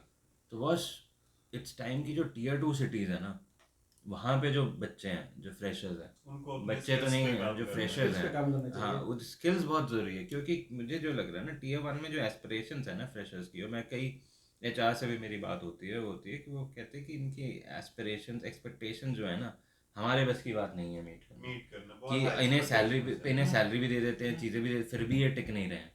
इशू देखो यहाँ पर एक चीज आता है, अगर आपको देखो सबसे पहले आपको ये हम सभी इस बात पे अच्छा agree हैं, एक हम सेकंड सभी एक नहीं। सेकंड, बट हाँ। ये इसलिए भी तो हो सकता है कि वो जो करना चाह रहा है वो कर नहीं रहा। नहीं मैं इस किसी पे को ये भी इसको नहीं पता ना कि करना क्या चाह रहे हैं। हाँ ये तो गोल नहीं ना, बात सारी है कि देखो, ये गोल तो करियर गोल नहीं मुझे है। भी 10-12 साल लग गए कि मैं करना क्या चाह रहा हूँ। Right. That is the point. मैं 12वीं तक मेरे पास कंप्यूटर्स थी, फिर मैं बीकॉम किया, मैं सीए करने जा रहा, मैं सीए से ड्रॉप आउट किया, क्रेडिट कार्ड बेचे, फिर रिक्रूटमेंट किया, HR में आए, HR छोड़ी, स्टार्टअप किया, पोएट्री लिख रहा हूँ, ये कर रहा हूँ। That is an on going stuff. नहीं देखो, एक फिर भी एक करियर गोल, फॉर एग्जांपल आपने एक करियर गोल बनाया है, हाँ। भले भले आपने मिशन के तौर पे बनाया है कि भाई मुझे अगले 1 साल में मुझे ये चीज करनी है, मुझे क्रेडिट कार्ड बेचना है आपके का, तो उसके लिए आपके पास मार्केटिंग स्किल होनी चाहिए थी ना थोड़ी सी, तभी तो बेचते। वरना अगर वो स्किल रही होती तो शायद वही बेचते बेचते आप मास्टर कार्ड के CEO आप भी बन सकते मेरी थे। स्किल थी इंडिया कि है। मतलब मेरी स्किल बेसिक थी, मुझे कंप्यूटर्स आता था, अच्छा मतलब मेरा इंटरेस्ट था। दूसरा ये था कि मैं हार्ड वर्क पुट कर सकता हूँ, अगर आप मुझे 12 घंटे काम करो मैं कर लूँगा, ठीक है। और मैं क्विकली ग्रैब कर लेता था स्किल्स, कम्युनिकेशन स्किल्स ठीक ठाक ही रही थी, 12वीं से इंप्रूव होनी शुरू हो गई थी। तो ये सारी चीज़ें थी, तो मैंने समझ गया कि ये एरियाज़ हैं जहाँ पे बात करनी है ये सब चीज़ें, तो मैं वहाँ पे कंफर्टेबल हो सकता हूँ। बाकी HR में किस लिए आया कि मुझे लगा भाई एथिक्स वो, फिर मुझे पता चला रिक्रूटमेंट तो अलग ही सेगमेंट है बॉस, ये तो अलग ही गेम है, यहाँ तो जॉब को किस तरह से कनेक्ट करते हैं। फिर मुझे कैंडिडेट से बात करने में बड़ा इंटरेस्ट, इतनी कहानियाँ इतनी स्टोरीज मिलती थी, इतनी कहानियाँ मिल जाती थी, तुम जॉब क्यों चेंज करोगे, तो बॉस मेरा बॉस खराब है, मैं कहा तो भाई जिसके लिए हम हायर कर रहे हैं वो कौन सा अच्छा है, वो तो और तांत्रिक टाइप बन रहा है ठीक है, वो तो तेरी ज़िंदगी और दुश्वार बना देगा। ये एक ऐसा माइंडसेट कर लिया है कि दूसरी जॉब पे जाओ और पहले वाले को 95% बुरा इन बोलो। India bosses are bad, Monster का एक सर्वे था, कितना सही है गलत नहीं, बट बॉसेस ऐसे ही होते हैं। तो देखो, आप अगर किसी को इसलिए बुरा कह रहे हो कि उसने आपको डांटा या कुछ बोला, तो फिर आप उसमें आप गलत हो, या काम ज्यादा ठीक है। करोगे। कुछ लोग ऐसे भी होते हैं जो बिना किसी बात के जब वो सिर्फ और सिर्फ टॉक्सिक क्रिएट करते हैं, तो भाई डेफिनेटली टॉक्सिसिटी तो ऐसे लोग बहुत हर जगह मिल जाते हैं। आपको उनसे बच लेना चाहिए, या तो आप जॉब छोड़ोगे या उसकी जॉब हटवाओगे, वहां तक चीज अलग है। यहाँ तक जैसी बात आती है कि भाई आपके पास एक स्किल होनी चाहिए, तो स्किल और डेवलप कैसे करें। तो देखो, बहुत सारे लोग सिर्फ कॉलेज पे डिपेंडेंट रहते हैं। कॉलेज भी क्या करता है, वो इंटर्नशिप के लिए भेज ही तो देता है कि ठीक है वो 4 हफ्ते की है, 6 हफ्ते की, 8 हफ्ते की करके आ जाओ, करके आ जाओ। क्या उसके बाद क्या होता है, जब फाइल बनाओ, मैं वाइवा लूंगा, हो गया काम, इंटर्नशिप हो गई। रिपोर्ट सबमिट उससे उस रिपोर्ट का कोई फायदा हुआ, किसी को हुआ नहीं हुआ, कोई क्या कर लेगा उस रिपोर्ट का। कितने स्टूडेंट्स जनरली इंटर्नशिप करते हैं, वो तो उनको पता है कि ठीक है। 500 रुपए में फाइल खरीद के दे देंगे। और अगर वहीं पे कोई एक बच्चा कह दे कि जी मुझे अपनी इंटर्नशिप जो है 15 दिन और बढ़ानी है, मेरे को बहुत इंटरेस्टिंग चीज सीखने को मिल रही है या थोड़ा देर से मिली, मैं चीजें यहाँ सीख रहा हूँ, तो वही कॉलेज मना कर दे, नहीं अटेंडेंस चाहिए आपको, तो वो कैसे सीख लेगा। मैं मानता हूँ कि वो यूनिवर्सिटी के उसमें पेज में फंसा हुआ है, मगर आप कुछ जगह हो सकती है जहाँ आप उससे कंफर्म कर सकते हो भाई ऐसे क्या फर्क पड़ रहा है, कि आपको क्या स्किल मिलेगी। हो सकता है कोई कोई केस बन जाए, बच्चा अगर वो बीमार हुई तो पड़ता, तो भी तो आप उसका मेडिकल लगाते ना। आप यहाँ पर भी तो इस तरीके से तो सोच सकते कैंडिडेट हो। बहुत कम है जो ऐसी अप्रोच लेके जाए कॉलेज के पास। मैं ये कह रहा हूँ कि बहुत कम लोग हैं कि अगर अप्रोच ऐसी लेके जाएं, approaches तो मैंने जाएं इसलिए तो- बोला कि वेरीफाई कर लो। राइट। और नहीं तो फिर आप एक पेड इंटर्नशिप करो ना। पेड इंटर्नशिप एज इन कि आप कहीं पर किसी कोर्स को ज्वाइन करो ऐसे, लेकिन मतलब कुछ ऐसा कोर्स ना हो कि आपने जो है फला कर रहा है तो इसलिए मैं भी करूंगा। उस कोर्स में क्या प्रैक्टिकल चीजें हैं या नहीं है, देखो आपको इंटर्नशिप भी तो बहुत ध्यान से चूज करनी है। इंटर्नशिप देखिए, कोई भी कंपनी आपको इसलिए कराएगी कि वो चाहेगी कि वो आपको कुछ स्पेसिफिक चीज सिखाए। हाँ। वो अपने लिए बंदा तैयार करे। आप सोचोगे कि मैं निकल लूंगा, नहीं, तो इंटर्नशिप में ये है कि देखो, इंटर्नशिप ऐसा होता है, देखो जब बड़ी कंपनीज को हायर कर रही हो, उनका स्पेसिफिक होता है, उनके अपने टारगेट्स होते हैं, इतना उनका बड़ा स्ट्रक्चर्ड होता है। आप फिर छोटी कंपनीज में जाते हो ना, जहाँ पे 50 लोग काम कर रहे हैं, 30 लोग काम कर रहे हैं, और हर कोई टॉप उसमें नहीं काम कर सकता। बड़ी बड़ी Top कंपनीज में management में बहुत आप- बेसिक सी अंडरस्टैंडिंग है। दे हार्डली मेक दी, जितनी भी बिग कंपनीज हैं आपकी इंडिया में, वो कितना टोटल कितना कंप्राइज करती हैं, 7%, 10%। जितनी भी 80 to 85% या 75 to 85% कंपनीज जो जहाँ पे 50 से कम लोग काम कर रहे हैं, मेरे ख्याल say that makes the bulk of the. और वो बहुत छोटी कंपनीज हैं जो बहुत ज़्यादा एम्प्लॉय करती हैं, ठीक है। और वहाँ पे फैक्टर्स अलग होते हैं, वहाँ पे ये सारी चीज़ें नहीं चलती, वहाँ पे इतना सारा R&D और ये सब स्टफ नहीं होता। तो एंट्री लेवल जॉब, जब फ्रेशर्स को स्किल देख रहा है ना कि कोई वहाँ पे आप इंटर्नशिप के लिए जा रहे हो, तो आपकी वो स्किल को आपको एक्चुअली में आनी चाहिए। कोई वहाँ पे उतना मिलेगा नहीं आपको सिखाने के लिए, उसको कुछ अपने काम कराने कम पैसे में, वो ये सोच रहा है कि आपसे करवा ले। आप सोच रहे हो कि आप कुछ सीख लो, तो वो बहुत गलत, जिसे कहते हैं ना, रिश्तेदारी बन रही है। देखो, जो सिखाएगा भी वो अपने काम के लिए सिखाएगा। वो कहेगा कि मैं तुम्हें आगे एम्प्लॉयमेंट दे सकता हूँ अगर तुम सीख जाते हो तो। क्योंकि इंटर्नशिप वो इसलिए देता है क्योंकि इंटर्नशिप की एक एक्सपायरी होती है। अदरवाइज आप जाके क्लेम कर दोगे कि जी आप मैं तो जॉब पे था, तो इसलिए वो इंटर्नशिप करते हैं। एक एक्चुअली में क्या है, एक सूडो लीगल फ्रेमवर्क है ये इंटर्नशिप वाला जो काम है। जो आप किसी कंपनी में आप पहुंचते हो, तो सूडो जो है एक क्या कहते हैं इसे, लीगल फ्रेमवर्क है कि आप किसी उसमें हम ये बात अगर सोचते हैं यार कि ये बंदा जो है मैंने इसे हायर किया है, अगर ये सही रहा तो मैं इसे जॉब दे दूंगा, ठीक है। सही रहा, उस बंदे को भी सही होना पड़ता है। बहुत सारे बंदे ऐसे भी होते हैं जो सही होते हैं, लेकिन फिर ये कहते हैं नहीं अच्छा यार मैं तो आपके यहाँ से ज्यादा कमा लूंगा, मैं तो जा रहा हूँ। वो उस अपॉर्चुनिटी को लूज कर देते हैं। फिर उन्हें मिलती है नहीं मिलती वो वही जाने। मैं ही नहीं कह रहा कि नहीं मिल सकती, हो सकता है कि वो पहली कंपनी वाकई बहुत कम दे रही हो, ठीक है। लेकिन अगर वो आपके सर्वाइवल के लिए बहुत अच्छा है तो आप उसको थोड़ा सा समय दोगे तो हो सकता है कंपनी आपको वैल्यू करे और फिर वही कंपनी आपको दे देगी। क्योंकि जब आप उसके लिए जब ट्रस्टवर्दी कंधा बन जाओगे तो डेफिनेटली कर लेगी। लेकिन हाँ, स्किल के लिए मैं जरूर बोलूंगा कि आपको ठीक है, इतना सब कर लिया, उसने पहुंच गया। इंटरव्यूज में सबसे बड़ा चैलेंज क्या होता है इनके लिए, फ्रेशर्स के लिए? Tell me what is it.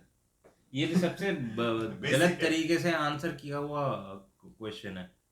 हाँ, एक तो उसने वो तो सारा डेटा आपको दे दिया हैंडओवर कि मेरे पापा ये कर रहे हैं, मम्मी, ये तो तुम अपना बायोडाटा बता रहे हो। हाँ, ये तो इररिलेवेंट है बिल्कुल बता बहुत जो चीज मेरे रेज्यूमे में लिखी हुई है, जो सबसे चीज एक पर बहुत सारे लोग पूछते भी तो यही है कि अरे तुम्हारा पापा क्या कर रहे हैं। हाँ, यही तो बात है। जो ये इंटरव्यू मेजर ड्रॉबैक है कि जो उसके इंटरव्यूअर भी है, हाँ, वो जो हायरिंग मैनेजर बन गया इन कंपनीज में, बड़ी बड़ी कंपनीज में, देखा वो खुद ऐसे इंटरव्यू दे के आए। आप हायर कर रहे हो, समझ लो HR एग्जीक्यूटिव के लिए, ठीक है, अच्छा तुम्हारे पापा क्या करते हैं, fair enough, we will get back to it, I am not into your personal affairs, ठीक है, कि तुम्हारी फैमिली का क्या है, क्या सीन चल रहा है, आई एम हायरिंग यू, ठीक है। मतलब इसको इस तरह मत लो कि भाई मैं मतलब इनह्यूमन टाइप हूँ। Point is you are here, I have given you 5-10 minutes of the company's time, जिसमें मैं अपना टाइम भी लगा रहा हूँ, आप भी अपना टाइम लगा रहे हो। आप मुझे 5-10 मिनट में समझाओ कि ये जो रोल है, इसकी जो सेट बाउंड्रीज हैं, इसमें आके आप कैसे ये जो भी चीज़ें हैं, जो भी रोल्स एंड रिस्पॉन्सिबिलिटीज हैं, उसको आप कैसे कर पाओगे, और जो अपने टारगेट्स हैं उसको कैसे अचीव करोगे। कुछ प्लान ऑफ एक्शन है कि नहीं है? नहीं आगे बस टेल मी अबाउट योरसेल्फ कि हाँ पापा ये करते हैं, मम्मी ये करते हैं, मेरी ये हॉबी है, मुझे full stop. मुझे मुझे जैसे कहते हैं ना, खिले हुए फूल तोड़ना पसंद है। Full stop. बस तो ये है, ठीक है। चाहे तैरना चाहता था बट मैं तैर नहीं पाया, क्यों? क्योंकि घर के पास कोई समुंदर था नहीं, ठीक है, और मेरे मम्मी पापा मुझे बीच पे कभी वेकेशन पे लेके नहीं गए। तो बस यही है मेरी ज़िंदगी की कहानी। ऐसे थोड़ा ना होता है। और फिर उसके बाद होता है, कई बार पूछ देते हैं how do you see your self in next 5 years, तो बंदा बच्चे पैदा करके बैठ जाता है कि अच्छी लड़की से शादी कर लूंगा, बच्चे। दिस इज इसका जो बड़ी सबसे सिंपल आंसर बताऊं क्या है? आप उस बंदे से पूछो कि अगर मैंने इस कंपनी को 5 साल दिए और मैं टॉप 5 परफॉर्मर्स में रहा, अगर मैंने वो सारी चीज़ें की जो आपने कही, और मैंने अपनी एबिलिटी इंक्रीज की, और मैंने अपना स्किल सेट को और एंड्योर किया और उसमें वेरिएशन लाया, और मैंने अच्छे से काम किया विदाउट एनी, कोई मैंने किसी को मारा पीटा नहीं, कोई मेरे पे एक्शन नहीं हुआ, ठीक ठाक छुट्टियां भी कम ली, जैसा उस फ्रेमवर्क में मैं 5 साल में आपकी कंपनी में कहाँ पहुंचूंगा। That is the way to answer the question कि where do you see yourself in. तेरे 2 बच्चे हो जाओ, गुड फॉर यू, उसमें वो बोलता है how I am in that picture for that. भाई मैं तो तुम्हें हायर कर रहा हूँ HR एग्जीक्यूटिव, तो तुम मुझसे पूछो कि सर 5 साल मैंने आपकी कंपनी को दी, मैं कहाँ 5 साल बाद दूंगा। मैं कहूँगा तो अगर ऐसे ऐसे होता है, इतनी ग्रोथ है पर ईयर, तो अधिकतर जो मैनेजमेंट वाले जो बच्चे होते हैं ना, वो क्या, जैसे उनसे चाहे 3 साल पूछो, चाहे 5 साल पूछो, चाहे 1 साल पूछो, आंसर उनके पास ये होता है, I want to become a manager. हाँ मैक्सिमम में यही आपको आप आंसर एक मिलता बंदे ने है। मुझे कहा सर कल का किसे क्या बता। मैंने किसी कहा को भाई कोई जॉब ही नहीं मिलेगी। तो मैंने कहा भाई कल का क्या बता, अगले क्षण का नहीं पता, कब प्रभु तुझे बुला ले या मुझे। किसी को सही बात है। कई लोग ऐसे होते हैं जो आपका जो एक्चुअली जो कंपनी का प्रोफेशन होता है, वो कहते हैं कि एक्चुअली ना मुझे अपना काम करना है ये वाला। हाँ तो हायरिंग मैनेजर ये सोचता होगा, या अगर ओनर ले रहा है कि यार मैं अपना कॉम्पिटिटर अपनी कंपनी में पैदा कर लूं, जानते ये बहुत इनसिक्योरिटी है हायरिंग मैनेजर्स की। नहीं, मैं वो देखो कहीं पे भी कोई भी, भले आप इनसिक्योरिटी हो आपको, लेकिन वो कहेगा कि अच्छा मैं तुझे सिखाऊं ताकि तू 1 साल में अपनी कंपनी खोल ले। हाँ, क्यों? ऐसे भी तो कोई बहुत अच्छा ऐसा सारे क्यों रहते कहेगा? हैं कि 5 साल बाद क्या आप करोगे? किसी बंदे को ड्राइवर रखो अपने, और वो सोचे कि 1 साल में ये गाड़ी ले उठा के ले जाऊंगा, कि 5 क्योंकि साल ये तो दूसरी खरीद ही हाँ लेंगे। ये होता है फैक्टर। Insecurity आप होगी। आ रहे हो एक्चुअली, आप क्या करना चाहते हो? सर मैं ना प्रेसिडेंट ऑफ इंडिया बनना चाहता हूँ। हाँ, आपके जो होने चाहिए ना, देखो आंसर्स ना, it should be practical enough for that company to accept it within their hemisphere, कि भाई उनके इकोसिस्टम में वो आंसर वैलिडेशन सही हो बात रहा वो है। उस इकोसिस्टम आप से बाहर अपनी का आंसर देते हैं। हाँ, आप ना बहुत ज़्यादा जिसे कहते हैं ना फिल्मी स्टाइल में आंसर देना शुरू कर देते हो। आप ये सोचो कि आपकी अभी एबिलिटी क्या है, आप 5 साल में आप क्या एबिलिटी कर पाओगे। आप ये बोलेंगे आप शादी का सोचने बैठ रहे हो, आपने अपनी फाइनेंशियल इकोनॉमिक्स नहीं वो पूरी आपने अपनी वो नहीं लगाई। भाई मैं अभी मेरे को 1 रुपये नहीं मिल रहा, अभी मैं 15,000 की नौकरी के लिए आ रहा हूँ। 5 साल में मैं अगर इस कंपनी में मैं टिक गया तो उनसे जानो तो सही कि एवरेज उनका अप्रेजल परसेंटेज ratio कितना क्या है। एवरेज अप्रेजल परसेंटेज तो दूर की बात है, आपने ऑलरेडी 200% सोच कर आए हो कि आपके वहाँ आपको स्टार्टिंग सैलरी आपने खुद की एक्सपेक्टेशन लिखी है आपने कि मांग मेरी ली 20,000 30,000, उस कंपनी में टीएल खुद 20,000 पे बैठा हुआ है। नहीं, वो छोड़िए कि मैं कह रहा हूँ कि कंपनी के आपको पता है स्टैंडर्ड रेट है कि जी 20,000 रुपये में आपको हायर कर लेगी, अरे यार ठीक है। मैं और चाहता आप चाहते हो कि अगले 1 साल में आपको 40,000 मिल जाएगा, तो कैसे कौन सी कंपनी? यार, मैं आजकल चाहता क्या करते हो? मेरी 40,000 तनख्वाह थी। एक बंदा आया, मैंने कहा भाई एक्सपेक्टेशन क्या था 50,000 तो भाई तू वो इधर आ जा, बैठ जा, मुझे नौकरी दे दे, तू 50,000। एक तो जो स्किल्स की बात कर रहे थे ना, सैलरी एक्सपेक्टेशंस भी कोई बता नहीं रहा कि सैलरी एक्सपेक्ट किस लॉजिक से करोगे। देखो यार, Inflation से मार्केट करोगे, रेट होता है दूसरी। इन्फ्लेशन से करोगे, कैसे करोगे? फ्रेशर आता है बोलता है कि भाई मिनिमम मुझे 20 से 30 तो मिलनी चाहिए। भाई मिलनी हम भी चाहिए, ऐसे ही सोचते थे सोचते थे, पर किस बिहाफ पे जब मैं मिलनी भी चाहिए? पोस्ट ग्रेजुएशन कर रहा था। मेरा दोस्त था दीपांकर, हम दोनों ऐसे ही टहल रहे बाहर क्लास के बाद। मैंने कहा, यार देखो, तुझे क्या लगता है मेरे को कितने पैसे मिलने चाहिए, कितनी तनख्वाह मिल जाएगी मुझे? कह रहा, यार तेरे को ना 20,000 से तो 20-25,000 तो यूँ मिल ही जाएंगे। हमें घंटा कुछ नहीं पता कि मार्केट में एवरेज सैलरी क्या जा रही है क्या एचआर की, अभी क्यों नहीं रिक्रूटमेंट पता? क्या, मैं अब कुछ नहीं पता। वो और पूछ किससे रहा हूँ, जो मेरे साथ दलदल में, जो हम दोनों को नहीं तो पता। वो और सबको उसने उसी कहा से तेरे को, पूछते वो कह रहा तेरे को क्या लगता है? मैं कहा भाई तू तो चैम्प बंदा है, तेरे को भी इतने मिल जाए, इससे कम पे तो काम ही नहीं करेंगे। अच्छा, वो वैसे भी दोस्ती वाली मिली मजाक कितने की थी? भाई 12.5 एक की? ने 10 की दी, एक ने 12.5 की दी। मैं कहा 12.5 ठीक है, की मिली थी? 12.5 का हम और आप एक ही कंपनी में पहुंचे थे। मैं और आदर्श एक ही कंपनी ये में भी तो पहुंचे एक थे। पुअर सिस्टम है ना कि एक्सपेक्टेशंस जो हैं वो हम एक ड्रीमी टाइप के से ले लेते हैं कि भाई इतनी मुझे मिलनी चाहिए, और जब वो नहीं मिलती तो निराश हो जाते हैं अपने आप में कि यार मुझे तो 30 निराशा 40 तो होगी मिलनी ना चाहिए यार। थी। नहीं, 30 40 मिलनी चाहिए थी, पर अंशुल, किस बिहाफ यार पे? अंशुल निराशा तो होगी। वो इंटरव्यू जा रहा है, 1 घंटे का रास्ता है इंटरव्यू तक पहुंचने का, ऑफिस तक पहुंचने का, जहाँ इंटरव्यू है। उस 1 घंटे में उसने इंटरव्यू दे दिया, दिमाग में सोच में हाँ, सिलेक्शन हो गया, selection उसकी हो गया। पहली सैलरी आ गई, उसने खर्च भी दी, ठीक है, उसके पास वो फ़ोन भी पड़ा हुआ है, ठीक है, अपनी गर्लफ्रेंड को, या अगर लड़की है तो अपने, मतलब जो भी जो अपने, भी उसने दे। जो उसकी इकोनॉमिक्स है उसने पूरी जी ली। And it is a very beautiful period of 1 right, till right. वो जहाँ वहाँ ऑफिस पहुंचे, ऑफिस ऐसी कोई पूछ नहीं रहा, कोई कुछ नहीं चल रहा, 1 घंटे से बैठी हुई है, बैठा हुआ है ऑफिस में, कोई हाँ आ रहे हैं सर, आ रहे हैं, सर, उधर सर अंदर मीटिंग में उनकी बॉस उनकी वाट लगाए जा रहे हैं, भाई ये नंबर्स मीट नहीं हो रहे। फिर वो तुम्हारा इंटरव्यू लेने आते, सोचो जो बंदा इतने प्रेशर में तुम्हारा इंटरव्यू लेने आएगा, तुम्हारी तो वो धुआं धुआं कर देगा, है ना? वो तो मतलब वो किस माइंडसेट में होगा? तो आप जा रहे हो बहुत ग्लोरीफाइड मूड में, राइट। बस ऑर्गेनाइजेशन में बहुत उथल पुथल मच रही होती है। वाह, आप सोचो ना, बाहर देखो कस्टमर चिल्ला रहे हैं, सोचो वैसे ही उनके यहाँ भी माहौल होगा, कोई कस्टमर पागल हो रखा होगा, किसी ने कुछ गुफअप कर दिया होगा, है ना, टेक ने बोला होगा हम हम ये नहीं, लेकिन फ्रेशर को पता नहीं ना कि ऐसे ऐसी ऐसी चीजें तो भाई होती हैं। क्यों नहीं पता? वही तो नहीं, मैं मैं कह वही रहा तो कह रहा हूँ हूँ। कि अरे फ्रेशर को ऐसे पता ही नहीं होगा। कॉलेज में पढ़ा क्या रहे हैं? एग्जैक्टली, दैट्स द कॉलेज में मेन क्या पढ़ा पॉइंट रहे है। हैं? वहां पे उसको वो और आपने भी चीज रिसर्च नहीं करी कि प्रेशर क्या चीज होती है। आपने पढ़ तो लिया रियलिटी कि से एम्प्लॉय के ऊपर प्रेशर होता है, स्ट्रेस होता है, पर वो किस चीज का होता है? चावल पसंद है मुझे, बट कुकर में नहीं बैठना मुझे। 3 साल की डिग्री, 4 साल की डिग्री, या 3+2 साल की डिग्री, या उसके बाद कुछ भी करने के बाद आपको एक भी बार कोई भी एजुकेशन सिस्टम रियलिटी से मैच ही नहीं करा रहा आपको, और फिर एक्सपेक्टेशंस तो ऐसी हाई रहेंगी और ऐसी सपने टूटेंगे, कहते हैं निराशा जाएगी। रिक्रूटमेंट क्या होती है सर? अट्रैक्टिंग एंड, मैंने कहा कैसे अट्रैक्ट करोगे? मैं तुम्हें नहीं, तुम कुछ 4 दिन बाद इंटरव्यू देने आए हो यहाँ पे, कैसे किसी को अट्रैक्ट करोगे? छोटी कंपनी में कैसे किसी को, कोई मजबूर होगा, कोई नीड में होगा, कहीं ना कहीं कुछ होगा तो ही नौकरी करेगा ना। आजकल तो जो जेनजी वाले वो सीवीज हो गए, वो एक शॉर्ट पेज के हो गए काफी। पहले फिर हाँ भी 2 ये पेज के जाते थे। भाई आप उसे उठाओ, उसका हवाई जहाज बनाओ या फिर कैनवा पूरी से बन खाओ, जाता है। भाई ये कैनवा उसमें कुछ वाला, नहीं ये समझ जो में भी आ है रहा। ना, जो बवाल है, कैसे रिक्रूट करेंगे भाई इतना बताइए। सुंदर रेज्यूमे बना देते हैं, स्टार डाल के ले आएंगे, ये मेरी कैपेबिलिटी ये है। आपके लिए क्वेश्चन है, आप ऐसे बंदों को कैसे आप रिक्रूट करेंगे? प्रोजेक्ट वो उसके लिए था, कोई डिज़ाइनर था, बहुत सुंदर। मैंने कहा भाई पोर्टफोलियो देखो, पोर्टफोलियो आएंगे। मैंने वो काहे का डिज़ाइनर, क्या है कर सकते क्या बनाया तूने? तुम्हारे तो विजुअल ही कर सकते हैं और कुछ हो ही नहीं सकता। मैंने कहा क्या करूँ मैं तेरा, जब तेरे कुछ पोर्टफोलियो में तुझसे बात क्या करूँ? जो सेल्स वाला होता तो मैं कहता चल भाई पेन भेज दे, पेन नहीं तो इससे मैं दवाई बिकवा लेता, कुछ बिकवा लेता, कुछ भी भेज देता, है ना, कोड भेज दे, कुछ टेल भी मी, can बात कर लेता कि ये 10 मिनट तक बात कर सकता है, बाकी डिजाइनर में क्या? है एचआर वाला हो तो उससे कुछ फंडामेंटल पूछ लो, या फ़ोन उठा के दे देता हूँ मैं कि यार ये रही जॉब, ये रहे 5 रेज्यूमेस, इनको मेरे सामने कॉल करो और ये वाली जॉब पिच कर दो, बड़ा इजी है। उसका भी वो हो जाता है, मतलब this is I use to do it, मतलब उसका भी झिझक खुल जाएगी।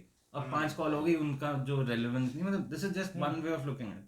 अब भाई तुम डिजाइनर हो, तुम्हारे पास पोर्टफोलियो ही नहीं, तो आप अपने पैर पे कुल्हाड़ी थोड़े ना मार रहे हो, आप तो थ्रेशर में डाल के तुम भूसा बन गए हो, तो भूसा तो सिर्फ जानवरों के लिए रेलिवेंट है। सो जो स्केलेबिलिटी है ना, मतलब जो टेक्नोलॉजिकल एडवांसमेंट हुआ है ना अंशुल, इंडिया में, हम आए थे, लैंडलाइन भी होता था मुश्किल से, एक घर में एक होता था, हाँ भाई पीयूष मम्मी को बुला दो फोन आया, ये यहाँ से फिर पेजर देखो भाई ये क्या चीज़ है, उसके बाद तुम्हारे ये कॉर्डलेस और हैंडल डिवाइस फीचर फोन्स, वहाँ पे टोन बनती थी DDLJ की, भाई दे दे ये वो कॉपी, कंपोज भी खुद कर सकते कंपोज खुद थे कर, कंपोज वहाँ से फिर स्मार्ट वो थोड़े वैसे। मैं तो पहला फ़ोन मेरा फ्लिप वाला था, LG का C3380, मतलब वहाँ से हम यहाँ तक आए हैं, देखो इतना बैठे हैं ये सब बातें कर रहे हैं, बट इतना जो रैपिड टेक्नोलॉजिकल एडवांसमेंट हुआ है, फ्रेशर्स तो अपना फ्यूचर प्रूफ कैरियर तो नहीं कर सकते, बहुत मुश्किल है, क्योंकि जो स्किल्स चाहिए वो आज से जो 10 साल पहले चाहिए थी और जो अब चाहिए। आप AI की बात करते हो, कितने फ्रेशर्स होंगे जिनको AI ढंग से चलो मैं एआई अभी के नाम पे चैट जीपीटी ही बस बिक रहा है, और उसको यूज कैसे करना है वो भी नहीं पता, कोई मैं प्रॉम्प्ट्स की बात नहीं मैं करता। AI पे भी नहीं आ रहा, मैं स्किल पे भी नहीं आ रहा, मैं कुछ चीज़ों पे बहुत बेसिक चीज़ें उन पे कर रहा हूँ कि आपके पास वो एटीट्यूड है जॉब करने के लिए। आपने सोचा है, वो आपने एटीट्यूड पढ़ तो लेते हो मैनेजमेंट की किताब में कि एटीट्यूड एक चीज़ होती है, ठीक है, और दूसरी चीज़ आप ये कह लेते हो अरे यार कितना एटीट्यूड दिखा रहे हैं, आपको पता ही नहीं कि वो क्या चीज़ होती है। अरे हाँ, Actually, एटीट्यूड ठीक है, नहीं वो है। एटीट्यूड आपने definition नेगेटिव क्या बना है? दिया पॉजिटिव बना दिया, चलो एक शब्द है वो आप कर सकते हो उसको पॉजिटिव नहीं नेगेटिव, ये बॉलीवुड में होता है भाई, बहुत एटीट्यूड दिखा रहा है। ठीक है। एटीट्यूड को जो है और नेगेटिव में फिर आपके पास मार्केटिंग होती है। दूसरी चीज़, आपको एप्टीट्यूड नहीं पता। आपसे अगर कोई पूछे कि यार कोई कोई सवाल फंसाना चाहिए, मैं सबको नहीं कह रहा, कुछ लोग होते हैं कि मैथमेटिकली बहुत स्ट्रांग है, हाँ। तो चलो उनके पास एप्टीट्यूड आ गया, पर बहुत सारी चीज़ों में तो- लॉजिक नहीं आता। अगर एक किसी कभी कभी फॉर एग्जांपल जैसे मैंने किसी को कोई मैं अगर किसी का इंटरव्यू कर रहा हूँ, मैंने उसे एक नॉर्मल सी एक बात बताई कि एक काम है, आपका एक मैनेजर है, वो छुट्टी पे गया हुआ है और सारे जो अथॉरिटी उसी के पास में और किसी के पास अथॉरिटी नहीं है, आपके सामने कोई रोता पीटता आएगा तो आप क्या करोगे? अब हाइपोथेटिकल क्वेश्चन है, उसमें बंदा कुछ सही है गलत कुछ तो बोलेगा ही, तो लोग बोलने को तैयार नहीं होते हैं क्योंकि एप्टीट्यूड है ही नहीं कि यार मुझे क्या करना होगा।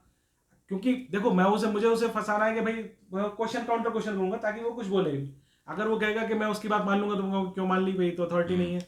मैं नहीं मानूंगा कि वो तो बंदा रो रहा है, मैं उसको काउंटर करूंगा ताकि वो अगला कुछ बोले, और यही मैं उसे स्ट्रेस में डाल रहा हूँ कि भाई कैसी चीज़ है, मेरा अपना तरीका हो सकता है सही है गलत हो, ठीक है। पर मैंने बहुत सारों के साथ किया, जैसे ऐसे बहुत सारे भी निकल के आए जो तो उन्होंने क्वेश्चन के जवाब दिए, वो रेलिवेंट लेस रेलिवेंट या कंप्लीट रेलिवेंट हो सकता है, इनकरेक्ट नहीं हो सकता है कि भाई ये सारी चीज़ें कंडीशन, ठीक है। और अथॉरिटी या डिसीजन तो बंदा तभी ले सकता है जो एक्चुअल में ऑन द जॉब हो, उससे पहले तक सोच सकता है, तो एप्टीट्यूड की बात आ गई, बिल्कुल होता ही नहीं है। यही है, तो मतलब कहीं ना कहीं सॉफ्ट स्किल्स तो लैक कर ही रही हैं, इंटरपर्सनल स्किल्स लैक कर रही है, इंटरपर्सनल पे तो फोकस ही नहीं है। पिछले 20 साल से सिर्फ इंटरपर्सनल चल रहा है, इंट्रापर्सनल का कहीं नहीं कि भाई अपने इमोशंस के अपने साथ के तुम्हारा क्या व्यवहार है। आपको कभी ना भी कहना है, आपको पता ही नहीं है, भाई ना कहना बहुत बड़ी चीज है, किसी को पता ही नहीं मैंने है। 2013 में सीखी थी, उसके बाद तो घर पे एकदम बवाल छा गए थे। मतलब saying no is very important, आप कितनी हाँ भर लोगे, आपके तो काम आते जाएगा हाँ सर हाँ सर हाँ सर। ना कहना पड़ेगा और लॉजिक के साथ कहना पड़ेगा, ये आपको कैसे कब पता लगेगा? वो तब आप तब बोलते हो कि मैं एक्चुअली मैं कर नहीं पाया, फेलियर, आप फिर फेलियर लेते ना सिर पे।